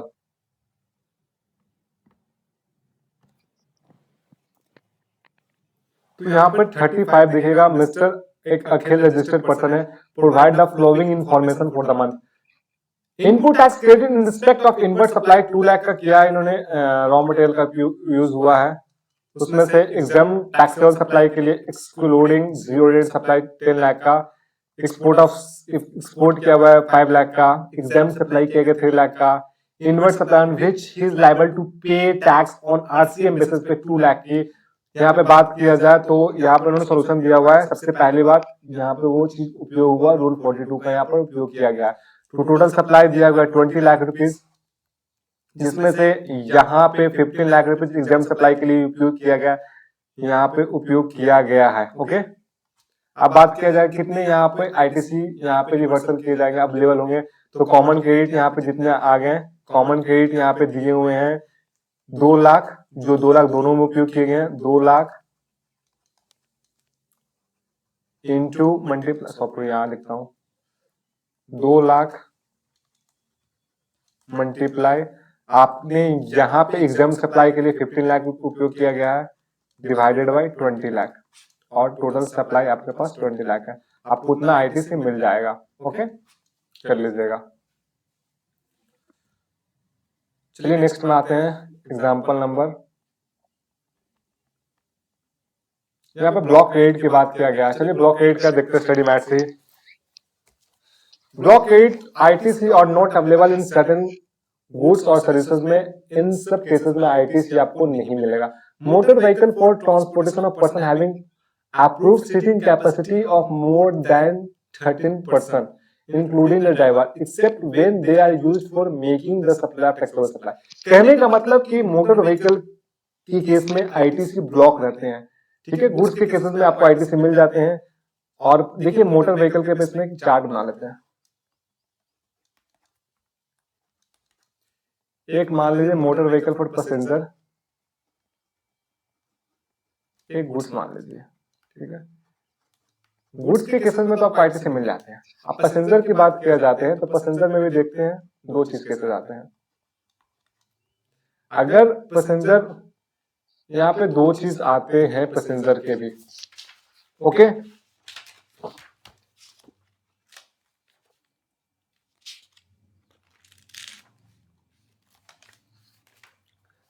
अब यहाँ पे 2 चीज देखिएगा। अगर आपके पास पैसेंजर अगर अप टू 13 कैप अगर सीटिंग कैपेसिटी अगर आपके पास 13 से ज्यादा है तब तो ITC मिल जाएगा। पैसेंजर का मोटर व्हीकल का है जो सीटिंग कैपेसिटी मोर देन 13 है तो आपको ITC मिल जाएगा। लेकिन 13 से कम है, लेस देन 13 है तो ITC नहीं मिलेगा। नॉट अवेलेबल ITC, आपको ITC नहीं मिलने वाला है। ओके, और एक्सेप्शन यहाँ पे 3 केसेस का एक्सेप्शन दिया गया। अगर further supply of motor vehicle करते हो, ट्रांसपोर्टेशन ऑफ पैसेंजर याद रखेगा, ट्रांसपोर्टेशन ऑफ एम्प्लॉय नहीं है, पैसेंजर है, इस पे गौर रखेगा। एग्जांपल में दिया जाएगा, आपके एग्जाम में आ जाएगा कि ट्रांसपोर्टेशन ऑफ एम्प्लॉय क्या ITC मिलेगा? बिल्कुल बिल्कुल बिल्कुल नहीं मिलेगा, क्योंकि ट्रांसपोर्टेशन ऑफ पैसेंजर का ITC मिलता था, एम्प्लॉय पे नहीं मिलता था। अब आप ट्रेनिंग और पेमेंट करते तब पर ITC मिलेगा। ओके, अब देखिए टैक्स पॉइंट ऑफ व्यू से बात किया जाए, अगर एयरक्राफ्ट वेसल रहते हैं तो सेम चीज यहाँ पे ये, अगर इन 3 एक्सेप्शन यहाँ पे 3 केस की एक्सेप्शन दिया हुआ है, अगर ये सब फॉलो करते हो तो आईटीसी आपको मिल जाएगा। If ITC is available for any motor vehicle of transportation of person having approved seating capacity of more than 13%, including the driver. However, seating capacity is not more than 13%. Then ITC is valuable only if state motor vehicle used for making. कहने का मतलब यही है कि अगर आप motor vehicle के बारे में अगर 13 कैपेसिटी से ज्यादा सीटिंग कैपेसिटी मोर देन 13 है तो आईटीसी मिल जाएगा, अदरवाइज आईटीसी नहीं मिलेगा। वेसल एयरक्राफ्ट की बात किया जाए, ये भी एक्सेप्शन के इन 2-3 केसेस में आपको आईटीसी मिल जाएगा। और ऐसे वेसल और एयरक्राफ्ट की बात किया जाए तो वेसल ऑफ एयरक्राफ्ट पैसेंजर के लिए कर रहे हैं और गुड्स के लिए कर रहे हैं। गुड्स के लिए तो कर रहे हैं तो आपको आईटीसी मिल जाएगा, पैसेंजर के लिए कर रहे हैं तो आपको आईटीसी नहीं मिलेंगे, पैसेंजर के लिए आईटीसी नहीं मिलेंगे। ओके, गुड्स के लिए आपको मिल जाएंगे। जैसे अनिल अंबानी चाहे मुकेश अंबानी ने अपने पैसेंजर के लिए अपने एम्प्लॉय के लिए वेसल एयरक्राफ्ट परचेज किया तो वो आईटीसी ब्लॉक रहेंगे। वही उन्होंने गुड्स के लिए परचेज किया तो उनको आईटीसी मिल जाएंगे। ओके, अब बात करते देखिए यहाँ पे service of general insurance, service of repair maintenance is so far as they are related to motor vehicle और aircraft in a clause A and B. However, the input tax credit in respect of such service shall be available where motor vehicle vessel aircraft refer to clause A। कहने का मतलब देखिए, अगर आपने motor vehicle या aircraft का उन्होंने insurance किया या रिपेयर किया गया तो उस पर आईटीसी मिलेगा या नहीं मिलेगा? तो सीधा सिंपल और सरल जवाब है कि अगर उन्होंने ऊपर के केसेस में ए और बी में डिस्कशन किया गया, सपोज में अगर मैंने मोटर व्हीकल परचेज किया था, गुड्स के लिए किया था, आईटीसी मिल गया था, तो यहाँ पे अगर उन्होंने सर्विस या इंश्योरेंस किया उसका भी आईटीसी मिल जाएगा। सपोज में हमने मोटर व्हीकल परचेज किया था, सीटिंग कैपेसिटी लेस देन 13 थे, वहां उनको आईटीसी उस समय नहीं मिला था। अब हम लोग इंश्योरेंस करा रहे हैं या रिपेयरिंग करा रहे हैं तो उसका भी आईटीसी नहीं मिलेगा। अगर पहले केस में मिल गया था तो उस पर होने वाले खर्चे अभी भी हो जाएंगे। इट्स ओके, सिंपल और सरल जवाब में बात किया जाए तो। उसके बाद बात करते हैं the following supply of goods और services both food and beverage का, आउटडोर कैटरिंग का, ब्यूटी ट्रीटमेंट का, हेल्थ सर्विस का, cosmetic and plastic surgery, leasing, renting और hiring of motor vehicle, vessel of aircraft to in a clause of A और clause AA except when used for the purpose of specified therein life insurance and health insurance. The input tax credit in respect of such goods or services or both shall be available where an inward supply of such goods or services or both is used by a registered person by for a making an outward taxable supply of the same category of goods or services or both or as an element of taxable composite or mixed supply।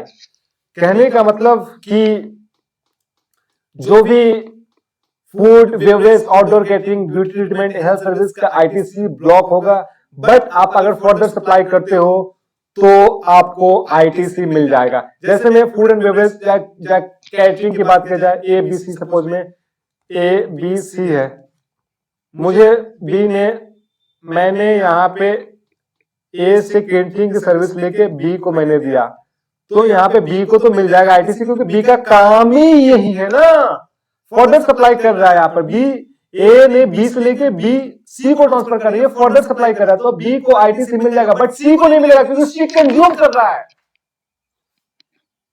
ठीक है, अब works contract की service की बात किया जाए तो works contract service यहाँ पे ब्लॉक क्रिएट होते हैं, बट वर्क्स का जो कंस्ट्रक्शन होता है, कॉन्ट्रैक्ट होता है, वो प्लांट एंड मशीनरी का है तो आईटीसी मिल जाएगा यहाँ पे। अगर फर्दर सप्लाई अब वर्क्स कॉन्ट्रैक्ट की सर्विस फर्दर कर रहे हो तब पर भी आईटीसी मिल जाएगा, लेकिन आपको ऐसे नॉर्मली वर्क्स कॉन्ट्रैक्ट की सर्विस पर आईटीसी ब्लॉक होते हैं। ठीक है, और ये सब सारे केसेस में भी आईटीसी नहीं मिलेंगे। गुड्स और सर्विस और both on which tax has been paid under section composition scheme में आप अगर टैक्स गुड्स परचेज करो जो कंपोजिशन स्कीम में रजिस्टर है, आप उनसे गुड्स परचेज करो तो आपको आईटीसी नहीं मिलेगा। गुड्स और service are both receive by a non resident taxable person except on goods of imported by him, तब भी आपको आईटीसी नहीं मिलेगा। गुड्स और service are both use for personal consumption के लिए यूज कर रहे हो गुड्स को यहाँ पे, तभी भी आईटीसी नहीं मिलेगा। Goods lost, stolen, destroy, return of, destroy of हो गया तो भी आईटीसी नहीं मिलेगा। ओके, अब यहाँ पर बात किया गया कुछ स्पेशल यहाँ पे of credit of special circumstances, यहाँ पे बात किया गया है कि ये रूल 13(8) ये चीज को बात किया गया है। ओके, स्पेशल यहाँ पे सिनेरियो के बारे में बात किया गया है। चलिए मैं देखता हूँ क्या स्पेशल सिनेरियो है।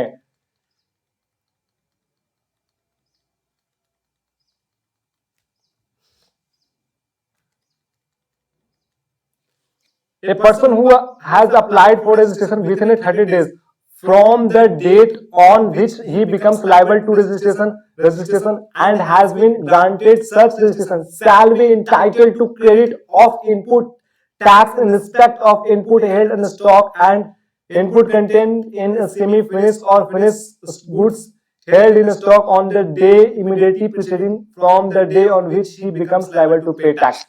कहने का मतलब कोई भी पर्सन जो पहले अनरजिस्टर्ड था अब वो रजिस्ट्रेशन के लिए लायबल हुआ क्योंकि टर्नओवर एक्सीड हो गया या फिर बहुत सी चीज हो सकते हैं, किसी भी कारणवश से वो रजिस्ट्रेशन के लायबल हुए। अब जिस दिन लायबल हुए वहां से अगर 30 डेज के अंदर में वो अगर रजिस्ट्रेशन ले लेते हैं तो जिस दिन लायबल हुए वहां से एक दिन पहले उनके पास जो भी स्टॉक में फिनिश गुड्स हो सकता है, रॉ मटेरियल हो सकता है, WIP भी हो सकता है, तीनों के सारे इनपुट का आईटीसी मिल जाएगा। बट लेकिन कैपिटल गुड्स का नहीं मिलेगा, सिर्फ आपको स्टॉक का मिलेगा, कैपिटल गुड्स का आपको आईटीसी नहीं मिलेगा। कैपिटल गुड्स का आईटीसी आपको ब्लॉक रहेगा, आपको वहां पर आईटीसी नहीं मिलेगा, सिर्फ और सिर्फ आपको मिलेगा स्टॉक आईटीसी। ओके, अब सेम आईटीसी नीचे देखा जाए, person who take registration under section 25(3) voluntary registration shall be entitled to take credit of input tax in respect of input held in stock and input contained in a semi-finished or finished goods held in stock on the day immediately preceding day of the grant of registration। That is same। अब बात करते हैं third में, देखिएगा same है as it is. अगर आपको जिस समय रजिस्ट्रेशन ग्रांट हुआ उससे एक दिन पहले जो भी आपके पास स्टॉक में आपके पास गुड्स था उसका आईटीसी आपको मिल जाएगा। Where any registered person ceases to pay tax under section 10 composition levy. अब आपको पता होगा कि कंपोजिशन में अगर उन्होंने ऑप्ट किया हुआ कोई बंदा, चाहे मैं ही मान लो मैं कंपोजिशन में टैक्स पे कर रहा हूं तो मैं तो आईटीसी क्लेम नहीं कर रहा हूं।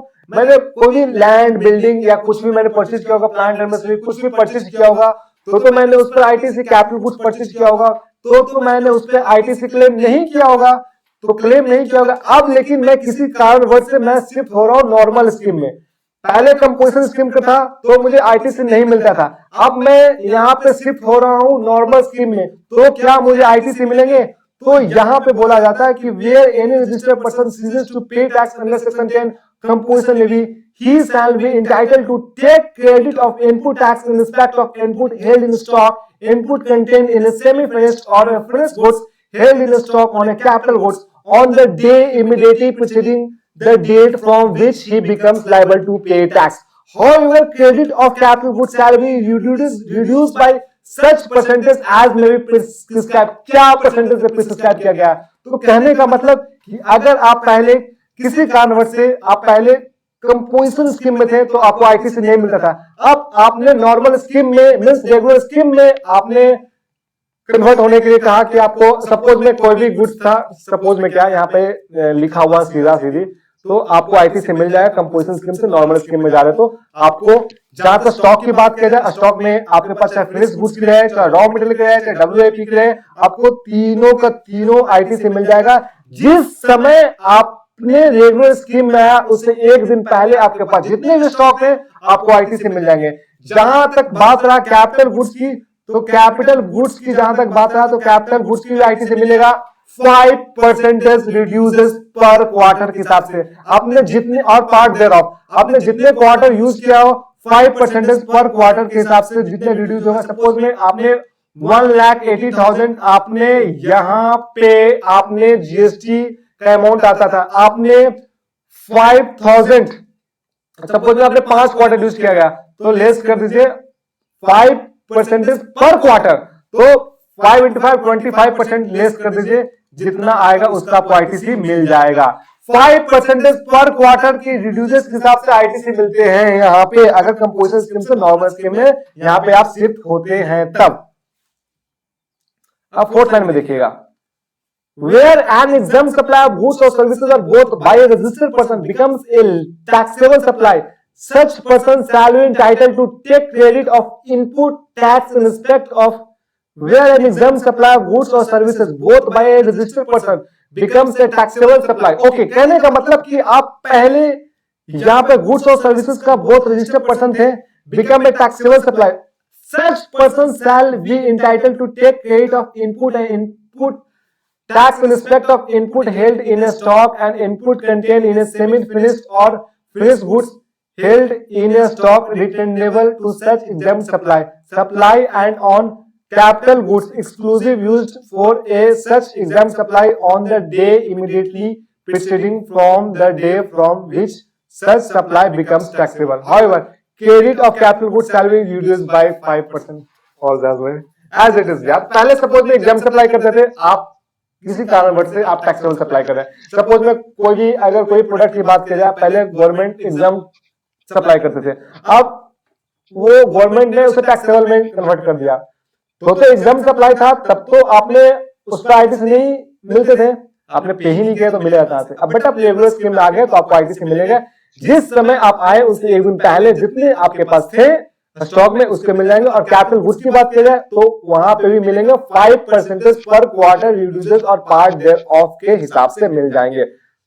टाइम लिमिट की बात की जाए, a registered person shall not be entitled to take credit in respect of any supply of goods और services both to him after the expiry of 1 year from the date of issue of tax invoice relating to such supply. कहने का मतलब कि आप 1 साल से पुराने invoice, मतलब कि कोई भी इनवॉइस है वो 1 साल से ज्यादा पुराने का तो आईटीसी आप नहीं ले सकते हैं।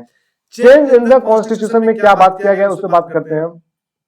where there is a change in constitution of registered person and account of sale, merger, demerger,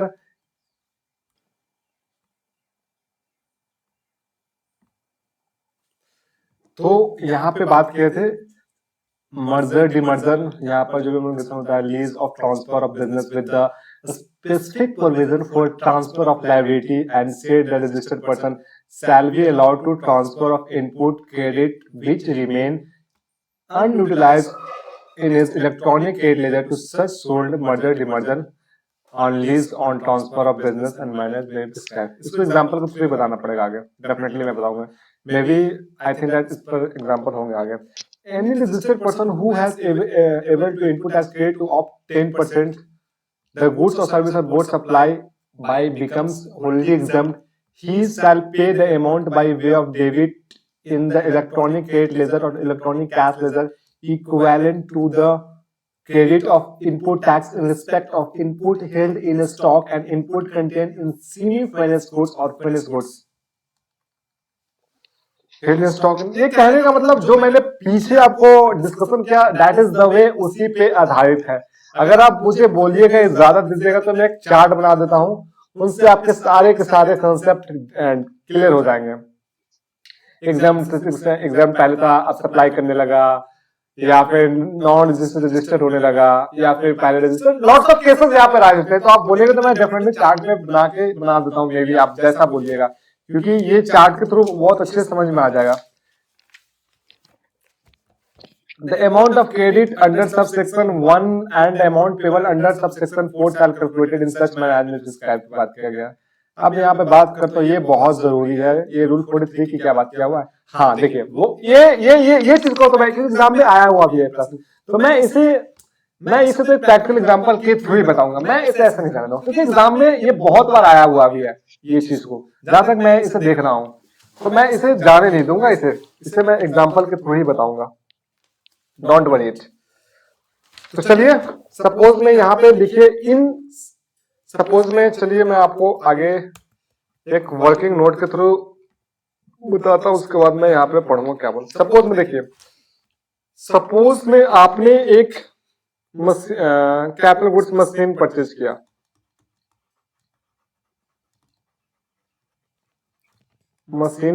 किया, आपने 1 अप्रैल 2023 को, ठीक है, 1 लाख का मशीन परचेज किया क्या? आपने 1 लाख का मशीन परचेज किया, उस पर आपने जीएसटी 18% दिया, 18,000। आपने 1,18,000 का मशीन था।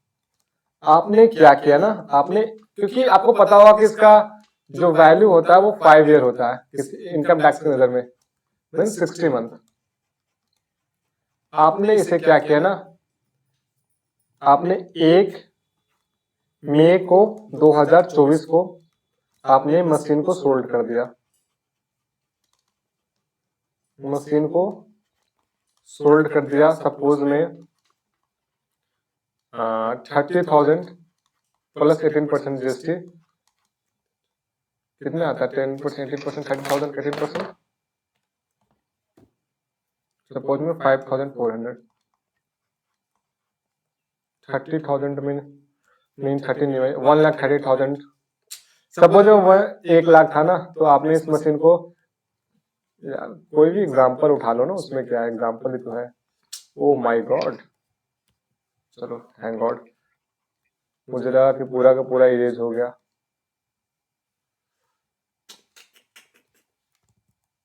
एक पार्टिकुलर चीज कैसे इरेज होता है, यहाँ पे सिर्फ इरेज होगा। चलिए ठीक है, ओके, थैंक यू। आपने आपने 80,000 में मशीन बेच दिया, प्लस में 18% जीएसटी, 80,000 का 18%, एक मिनट कैलकुलेटर लाना पड़ेगा, बिना कैलकुलेटर का पॉसिबल नहीं है। आपने 80,000 का बेचा, उस पे 18% जीएसटी लगा, प्लस 14,400, आपने 14,400 जीएसटी टोटल मैंने मीन्स बेचे आपने 94,400 में बेच दिया।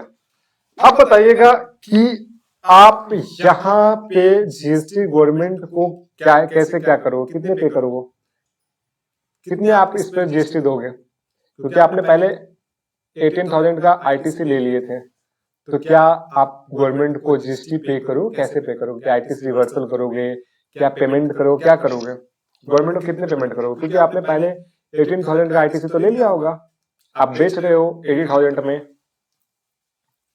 तो यहाँ पे आपको सबसे पहली बार देखना पड़ेगा, पहला चीज कि आपको हायर किस में आता है, transaction value into GST rate या 5%। आपने 18,000 है ना, 18,000 जीएसटी का पेमेंट किया, वो कितने क्वार्टर यूज हो चुका है, और 5% पर क्वार्टर यूज कर लीजिए। आपने आई थिंक दैट अप्रैल मई जून एक क्वार्टर, जुलाई अगस्त सितंबर सेकेंड क्वार्टर, अक्टूबर नवंबर दिसंबर थर्ड क्वार्टर, जनवरी फरवरी मार्च 4 क्वार्टर, अप्रैल में जून तो 5 क्वार्टर।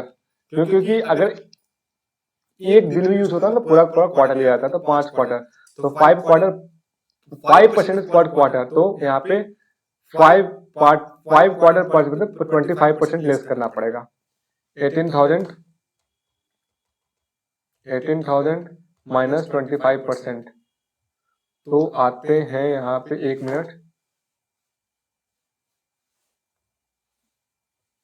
13,500 और यहाँ पे 14,000 जीएसटी कितना कैलकुलेट किया, 14,400। दोनों में से जो हायर की कौन सा है? 14,400। तो आपको 14,400 आपको चार्ज करना पड़ेगा, गवर्नमेंट को जीएसटी पे करना पड़ेगा। जो आपके पास हायर आता है, सपोज में इसका अमाउंट अगर हायर था तो ये आपको अमाउंट गवर्नमेंट को पे करना पड़ता। ट्रांजेक्शन वैल्यू और 5% पर क्वार्टर और पार्ट देयर हाफ रिड्यूस करके जो दोनों में से हायर आते हैं उतने अमाउंट, उतना आपको गवर्नमेंट को जीएसटी पे करना पड़ेगा। यही वही चीज इस यहाँ पे बोला गया है। In case of supply of capital goods or plant and machinery on which input tax credit has been taken, the registered person shall pay an amount equal to the input tax credit taken on the said capital goods or plant and machinery, reduced by such percentage point as may prescribe, or the tax of the transaction value of such capital goods or plant and machinery determined in the section 15 whichever is higher। true copy जो मैंने बताया वही चीज यहाँ पे बोला गया है। However, every refractory bricks, models, dies, fixture and supplied as a scrap, the taxable person may pay tax on the transaction value of such goods determined under section 15। Okay, अब बात करते हैं manner of claiming credit in special circumstances rule 40। Okay, the input tax credit claim accordance with the provision of section 18(1) on the input held in stock or input contained in semi-finished or finished goods held in stock on the credit claim on capital goods in accordance with the provision of clauses C and D. The said subsection shall be subject to the following condition। ठीक है, the input tax credit on capital goods in terms of section 18 C and D shall be claimed after reducing the tax paid of such capital goods 5% per quarter of year or part thereof from the date of the invoice of such other document on which capital goods were received by the taxable person। Okay okay okay okay, समझ में आ रहा होगा। देखिए बात यहाँ पे की है, कोई भी आपने इनपुट टैक्स क्रिएट किया कैपिटल गुड्स पे ऑफ आप आफ्टर रिड्यूसिंग आप उसे फिर बेच रहे हो तो आप कैसे वहां पर टैक्स, ये सब चीज मुझे आई थिंक दैट आपको दो चीज से बेटर समझ में आया, या तो मैं चार्ट बना दूं या फिर मैं इसे एग्जांपल के थ्रू बताऊं।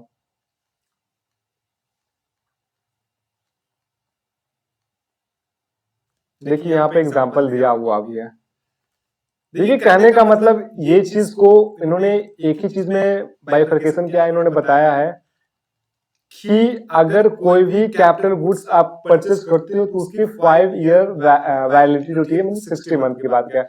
अगर आप उससे पहले उस गुड्स को डिस्पोज ऑफ कर देते हो या 5 साल से पहले चौथे साल में उसे बेच देते हो तो आपको जो ट्रांजेक्शन वैल्यू था और जो 5% पर क्वार्टर यूडिस हिसाब से जो अमाउंट आए जो दोनों में से हारा हो उस पर आपको गवर्नमेंट को टैक्स पे करना रहेगा। लेकिन कभी कभी ऐसा केस आएगा ना, 5 साल के पहले 2-3 साल में किसी ने अपने फ्री में दे दिया तो आपको 5% पर क्वार्टर के हिसाब से जो अमाउंट आएगा आपको आउटपुट टैक्स लायबिलिटी में ऐड करना पड़ेगा। ओके, देखिए यहाँ पे एग्जांपल दिया हुआ है, एग्जांपल के थ्रू बेटा समझ में आएगा। जैसे capital goods have been in use of 4 years 6 months and 15 days। The useful life in the month of 5 months ignoring or part thereof। Input tax credit on such capital goods is 60,000। Okay, तो इसको इन्होंने bifurcate करके आपको 5,000 आपको ITC में means 5,000 आपको output tax liability में add back करना पड़ेगा। ओके, यहाँ पे आपको 5,000 आउटपुट टैक्स लायबिलिटी में ऐड करना पड़ेगा।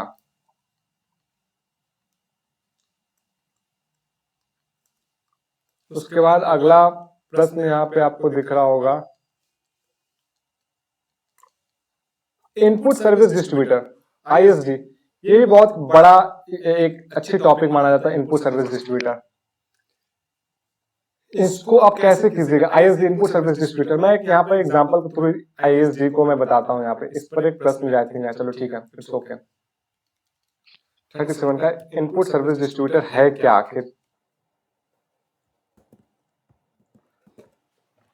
इनपुट सर्विस डिस्ट्रीब्यूटर आईएसडी, एक एग्जांपल के थ्रू में समझते हैं इनपुट सर्विस डिस्ट्रीब्यूटर क्या है। इनपुट सर्विस डिस्ट्रीब्यूटर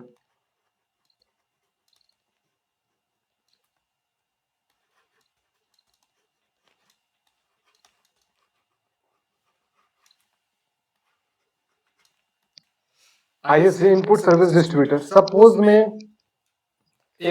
में एक ऑफिस है, इसके बहुत सा ब्रांचेज हैं। ये हेड ऑफिस मान लीजिए, हेड ऑफिस, ये हेड ऑफिस है। बहुत से ब्रांचेज, एक ब्रांचेज पुणे में है, एक ब्रांचेज पटना में है, एक ब्रांचेज दिल्ली में है, एक ब्रांचेज हरियाणा में है, फरीदाबाद मान लीजिए ना, मानने में क्या जा रहा है, हरियाणा में है, ठीक है। तब हेड ऑफिस ने सपोज में इन्होंने कुछ सर्विस जैसे में सिक्योरिटी सर्विस लिया, क्योंकि हमने सिक्योरिटी का सर्विस लिया तो अगर बिल, क्योंकि सब ब्रांचेज में क्योंकि सेंट्रलाइज होता है सारा का सारा कुछ, तो आपको पास जो भी बिल फटता है वो इनवॉइस फटता है वो हेड ऑफिस पर। हेड ऑफिस पास तो ऐसे बहुत से आईटीसी आ जाएंगे, इन्होंने सिक्योरिटी की सर्विस लिया या एडवर्टीजमेंट कराया या फिर कुछ बहुत चीज हो सकता है, तो ऐसे सीजन में 4-5 चीज का इनवॉइस आया, तो ये तो यहाँ पे ये तो आईटीसी इनके पास तो आ तो गया, बट ये आईटीसी यूटिलाइज कैसे करेंगे, क्योंकि तो गुड्स का जो भी सब माल, जो भी गुड्स का जो भी सेल परचेज होता है ये तो पुणे ब्रांच करता है, ये तो पटना ब्रांच करता है, ये तो दिल्ली ब्रांच करता है, ये तो हरियाणा। हेड ऑफिस का जो मेन ब्रांच है वो तो सेल परचेज वो तो सेल करता ही नहीं करता है, तो वो तो इसका तो लायबिलिटी आया नहीं, तो आईटीसी यूज कैसे करेगा, ये तो आईटीसी ऐसा पड़ा रहेगा। तो यहाँ पे एक कंसेप्ट आया आईएसडी का, इनपुट सर्विस डिस्ट्रीब्यूटर का। तो यहाँ पे उन्होंने सब बताया गया कि आप जो भी एडवर्टीजमेंट कराया, तो जो क्योंकि एडवर्टीजमेंट से सिर्फ एक पर्टिकुलर ब्रांच का तो बेनिफिट नहीं, वो सारे के सारे ब्रांच का बेनिफिट हुआ, या फिर कोई भी सर्विस सिक्योरिटी का सर्विस लिए तो वो तो बिल तो फटा हेड ऑफिस के नाम से। तो यहाँ पे उस जो भी आईटीसी आते हैं सिक्योरिटी सर्विस पे या एडवर्टीजमेंट पे, तो उस आईटीसी को डिस्ट्रीब्यूट किया जाएगा एज द टर्नओवर के रेशियो में सारे ब्रांचेस को। यही था इनपुट सर्विस डिस्ट्रीब्यूटर का कंसेप्ट, ठीक है। आईटीसी आपको चाहे वो सब, एक चीज और जान लीजिए, जो भी आईसी जो इनपुट सर्विस डिस्ट्रीब्यूटर है वो सेपरेट रजिस्ट्रेशन लेना पड़ेगा, ठीक है। यहाँ पे जो भी इनपुट सर्विस डिस्ट्रीब्यूटर है इज रिक्वायर्ड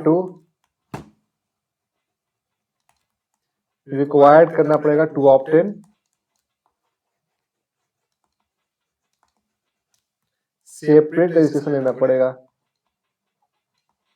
सेपरेट आपको रजिस्ट्रेशन लेना पड़ेगा, ठीक है। और आप सभी को जो भी आपने सर्विस ली है, चाहे वो एग्जाम सप्लाई भी क्यों ना हो, उनको भी आपको डिस्ट्रीब्यूट बांटना पड़ेगा सारे ब्रांचेस में, ठीक है, as per the turnover ratio में, ठीक है।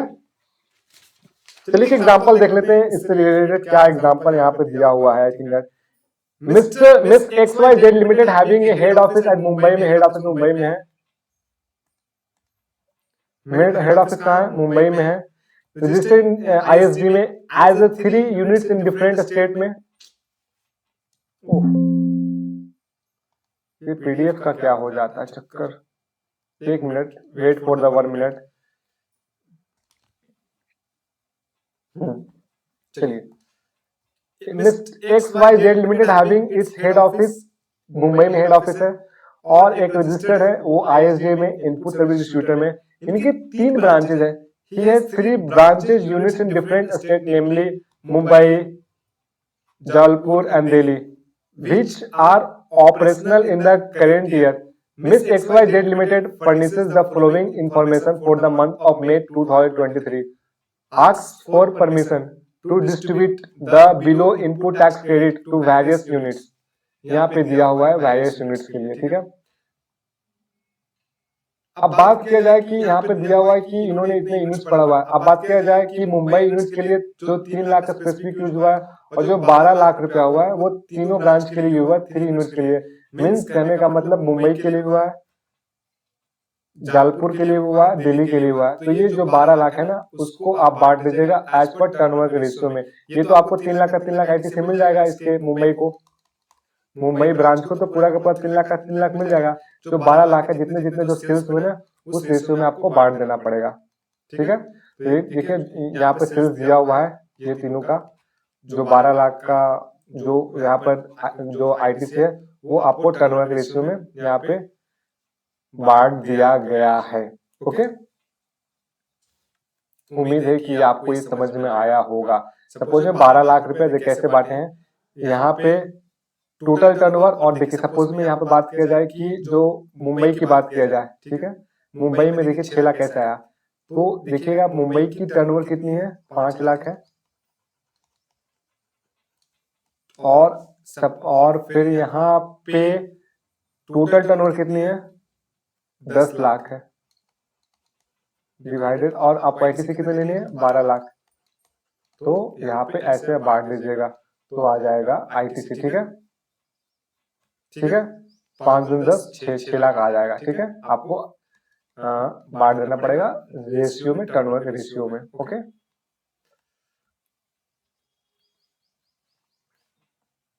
अब बात यहाँ पे इन्होंने किया है, every registered person shall subject to such condition as restriction may be prescribed be entitled to able the credit for eligible input tax self-assessed in his return, and such amount shall be credited to his electronic aid letter. The credit of input tax able by the registered person in respect of such supply of goods or service or both the tax payable person has not been paid by the supplier shall be reversed along with the interest by the said person in such manner as may be prescribed.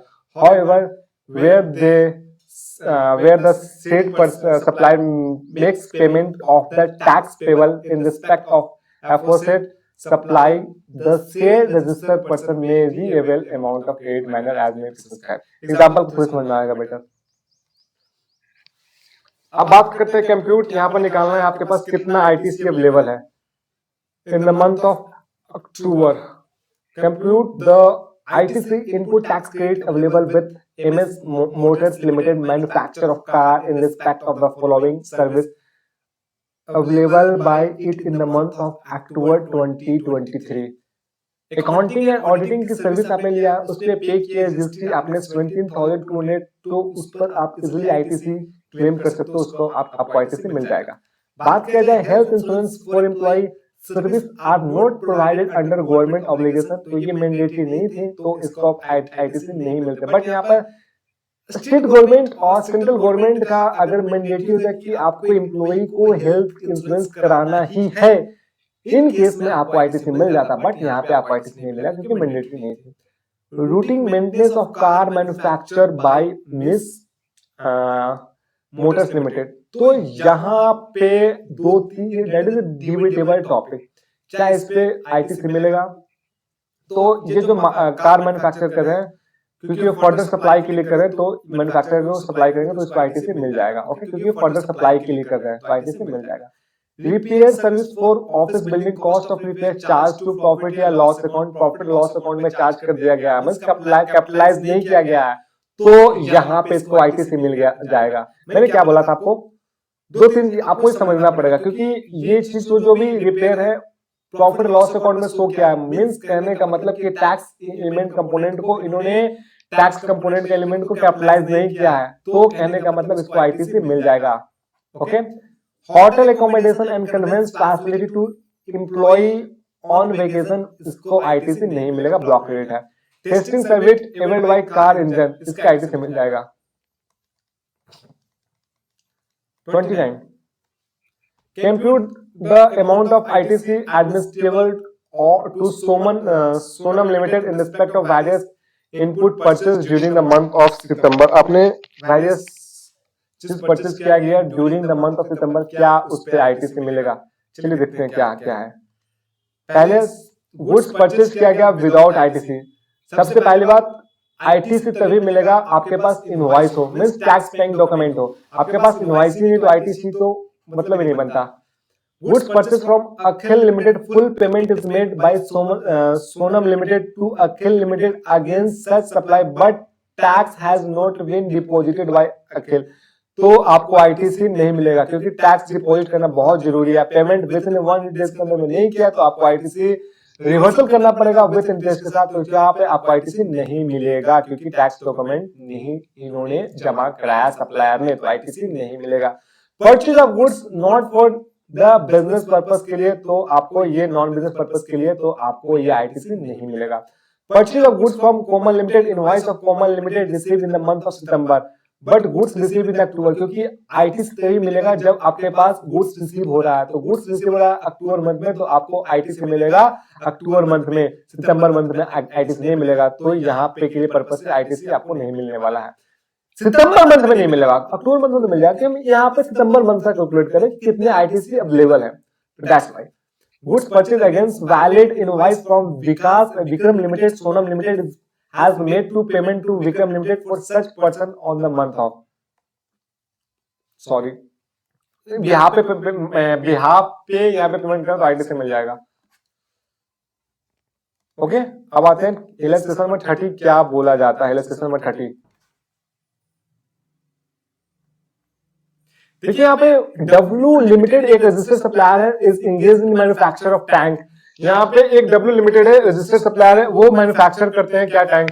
The company provide the following information pertaining to GST paid on the purchase made input service जो भी available by during the month of Jan 2024 है। Purchase of machinery where debit note, इसका IT से मिल जाएगा। Debit note is also considered as a tax paying document. तो input purchase was directly delivered to mister X as a job worker and registered supplier. या it's okay, IT से मिल जाएगा। यहाँ पे 1 बज चुके हैं मेरे हिसाब से, अजान पढ़ने लगे। चलिए ठीक है। Computer purchase depreciation was claim on the set GST portion. Hello,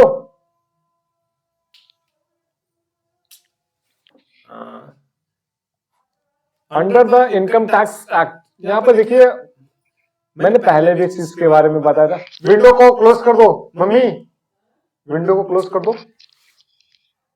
देखिए, अरे विंडो इधर आवाज आ रहा है। विंडो परचेज किया गया, depreciation was claim on GST portion under the GST portion under the income tax act 1961। तो सपोज में यहां पे आईटी से नहीं मिलेगा, क्योंकि यहाँ पे जो जीएसटी कंपोनेंट पेमेंट किया है उसको कैपिटलाइज कर दिया गया, तो आईटी से यहाँ पे ब्लॉक होंगे। ओके, सपोज में 1 लाख का मशीन था, इन्होंने सपोज में 1 लाख का मशीन है, इन्होंने 18,000 जीएसटी पे किया गया, 1,18,000 और 1,18,000 इन्होंने पूरा का पूरा कैपिटलाइज कर दिया गया, इस पे डेप्रिसिएशन क्लेम कर रहे, तो यहाँ पे जो 18,000 जीएसटी पेमेंट किया गया था उसको आईटी से नहीं मिलेगा। तो यह 5,000 का आईटी से नहीं मिलेगा। Work contract service able for a construction of staff quarter with in company provide. Work contract का सर्विस यहाँ पे ब्लॉक होगा, क्योंकि यू नो दैट जितने वर्क कॉन्ट्रैक्ट की सर्विस होते हैं अगर फर्दर सप्लाई होता तो आईटी से मिल जाएगा, लेकिन यहाँ पे आईटी से ब्लॉक होगा कि वर्क कॉन्ट्रैक्ट की सर्विस स्टाफ के लिए कर रहे हैं, तो यहाँ पे आईटी से नहीं मिलेगा। ओके, अब बात करें 31।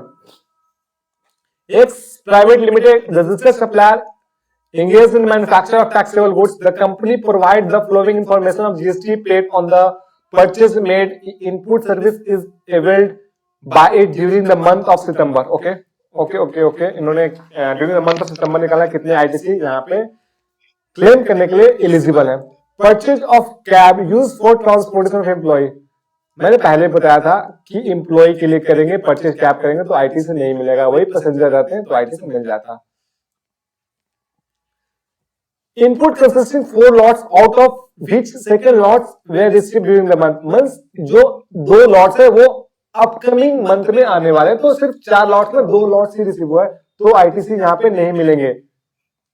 Capital goods out of 3 item, invoice of 1 item was missing and GST paid on that item 50,000. Okay, तो आपको पास यहाँ पे जो कैपिटल गुड्स है आपको सिर्फ और सिर्फ 2 लाख का ही मिलेगा, 2,50,000 का, जिसमें से 50,000 का आपने इनवॉइस मिसिंग कर दिया, तो जो 50,000 का उसका आईटी से नहीं मिलेगा, सिर्फ और सिर्फ आपको 2 लाख का ही आईटी से मिलेगा।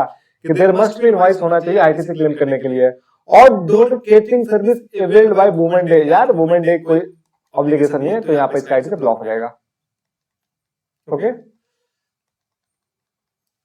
32 देखो 32 को मैंने 1 बार नहीं, 2 बार नहीं, 3 बार नहीं, 4 5 बार बता चुका हूं ऊपर कि कोई भी सपोज मैं पढ़ लेता हूं इसे कि कोई भी कैपिटल गुड्स आप परचेस कर रहे हो उसकी जो टाइम लिमिट होती है फ्रेम किया गया है जो गवर्नमेंट को 5 ईयर में 60 मंथ, उससे पहले अगर उसको सोल्ड कर रहे हैं तो आईटीसी कितने होंगे 5% पर क्वार्टर और पार्ट thereof और ट्रांजेक्शन वैल्यू पर जीएसटी पे के दोनों में से हायर होगा उस पे। चलिए मैं देखते हैं इसमें करके बताता हूं। इस पे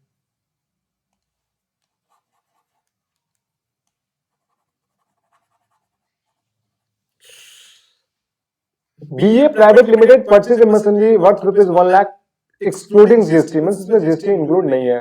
और 20/7 इन्होंने 10 लाख का मशीन परचेज किया। 20/7 को, जुलाई मंथ में, 20 जुलाई 2023 को, ऑन विच जीएसटी पे किया गया 18,000 मीन्स 1,80,000 मीन्स 11,80,000। ओके, और उसके बाद उन्होंने मार्च में 5 मार्च को 2024 को इन्होंने बेच दिया 8 लाख में वो machine, excluding GST 18%, 8 lakh plus GST, 8 lakh plus 18% GST में बेच दिया।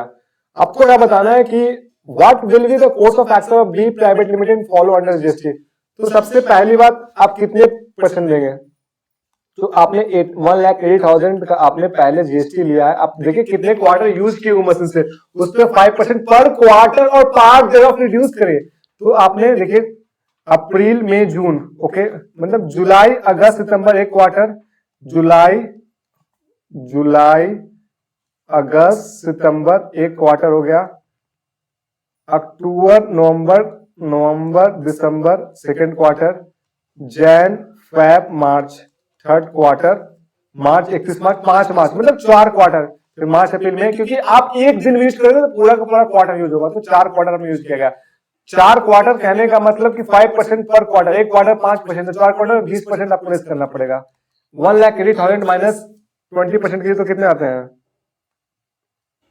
1,80,000 माइनस 20% मीन्स आते हैं 1,44,000, 1,44,000 और ट्रांजेक्शन वैल्यू पर जीएसटी 8 लाख का 18% कितने आते हैं? 8 लाख का कितने परसेंट? 18%, वो भी आते हैं 1,44,000, बट 1,44,000, तो आपको जो दोनों में से हार कौन सा है? दोनों किसी मान ले तो 1,44,000 आपको देना पड़ेगा। 1,44,000, एक मिनट,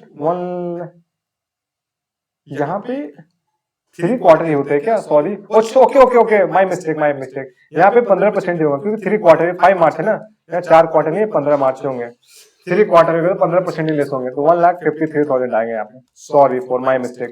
तो आपको यहाँ पे 1,53,000 पेमेंट करना पड़ेगा जीएसटी लायबिलिटी आपको गवर्नमेंट को। ओके, चलिए नेक्स्ट 33 देखिए क्या बोलते हैं यहाँ पे। 33 बहुत इंपॉर्टेंट क्वेश्चन है यहाँ पे, ये आपको आईटी से निकालना है। यहाँ पे mister BM registered taxable person है under regular scheme, provide the following information in respect of, यहाँ पे दिया हुआ है, यहाँ पे देखिएगा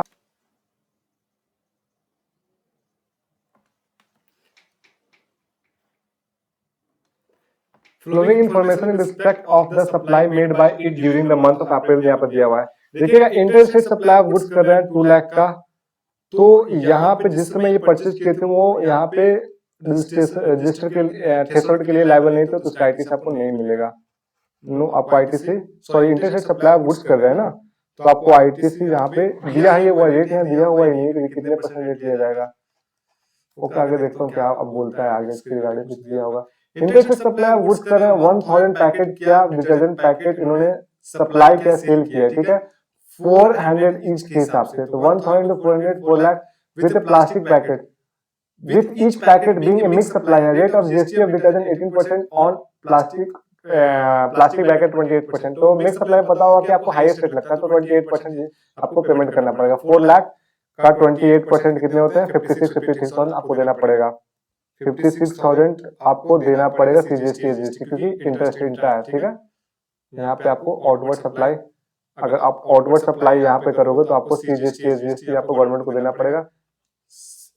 सीजीएसटी 28,000 और एसजीएसटी आपको 28,000 देना पड़ेगा यहाँ पे, ठीक है, आउटवर्ड सप्लाई में, ये आउटवर्ड सप्लाई में।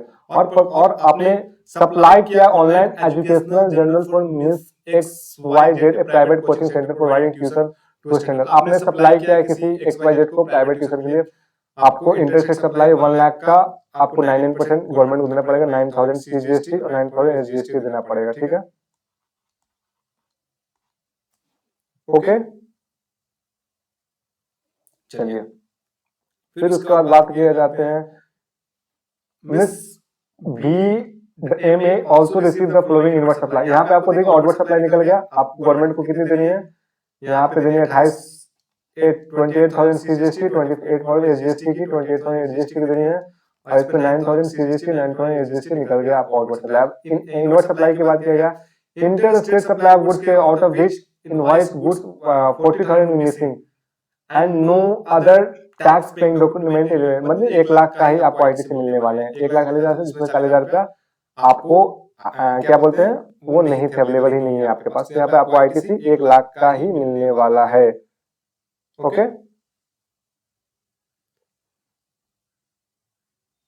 the pair of bus seating capacity is for 20 passenger used for transportation of employee from his resident, there being intra-state supply, means intra-state supply, so that's why इसका भी ITC मिल जाएगा यहाँ पे। Okay,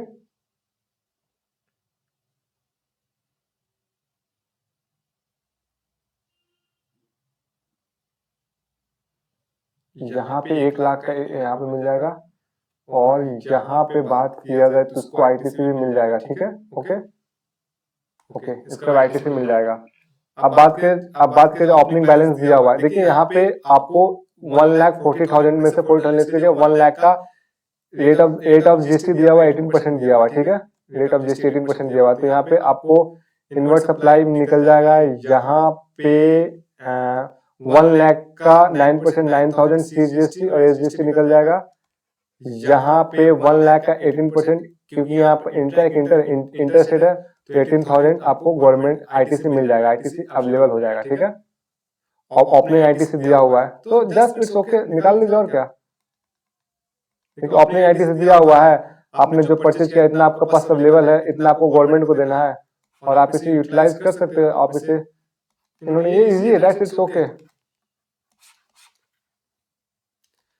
और past year के paper की बात किया, मैंने देखा पास्ट ईयर पेपर में ना सिर्फ 2 ही टर्म का 2022 का एग्जाम हुआ अभी तक, तो एक आपके लिए 100 क्वेश्चन का एक यहाँ पे वीडियो अपलोड होगा, टॉप 100 क्वेश्चन का, उसमें past year paper also include होंगे, उसमें सारे चैप्टर इंक्लूड होंगे, ना कि आईटीसी का। उसमें टॉप 100 क्वेश्चन का एक इम्पोर्टेंट, टॉप 100 इम्पोर्टेंट क्वेश्चन का एक यहाँ पे आने वाला है, उसमें सारे के सारे कंसेप्ट और फिर पास्ट पेपर भी इंक्लूड होंगे।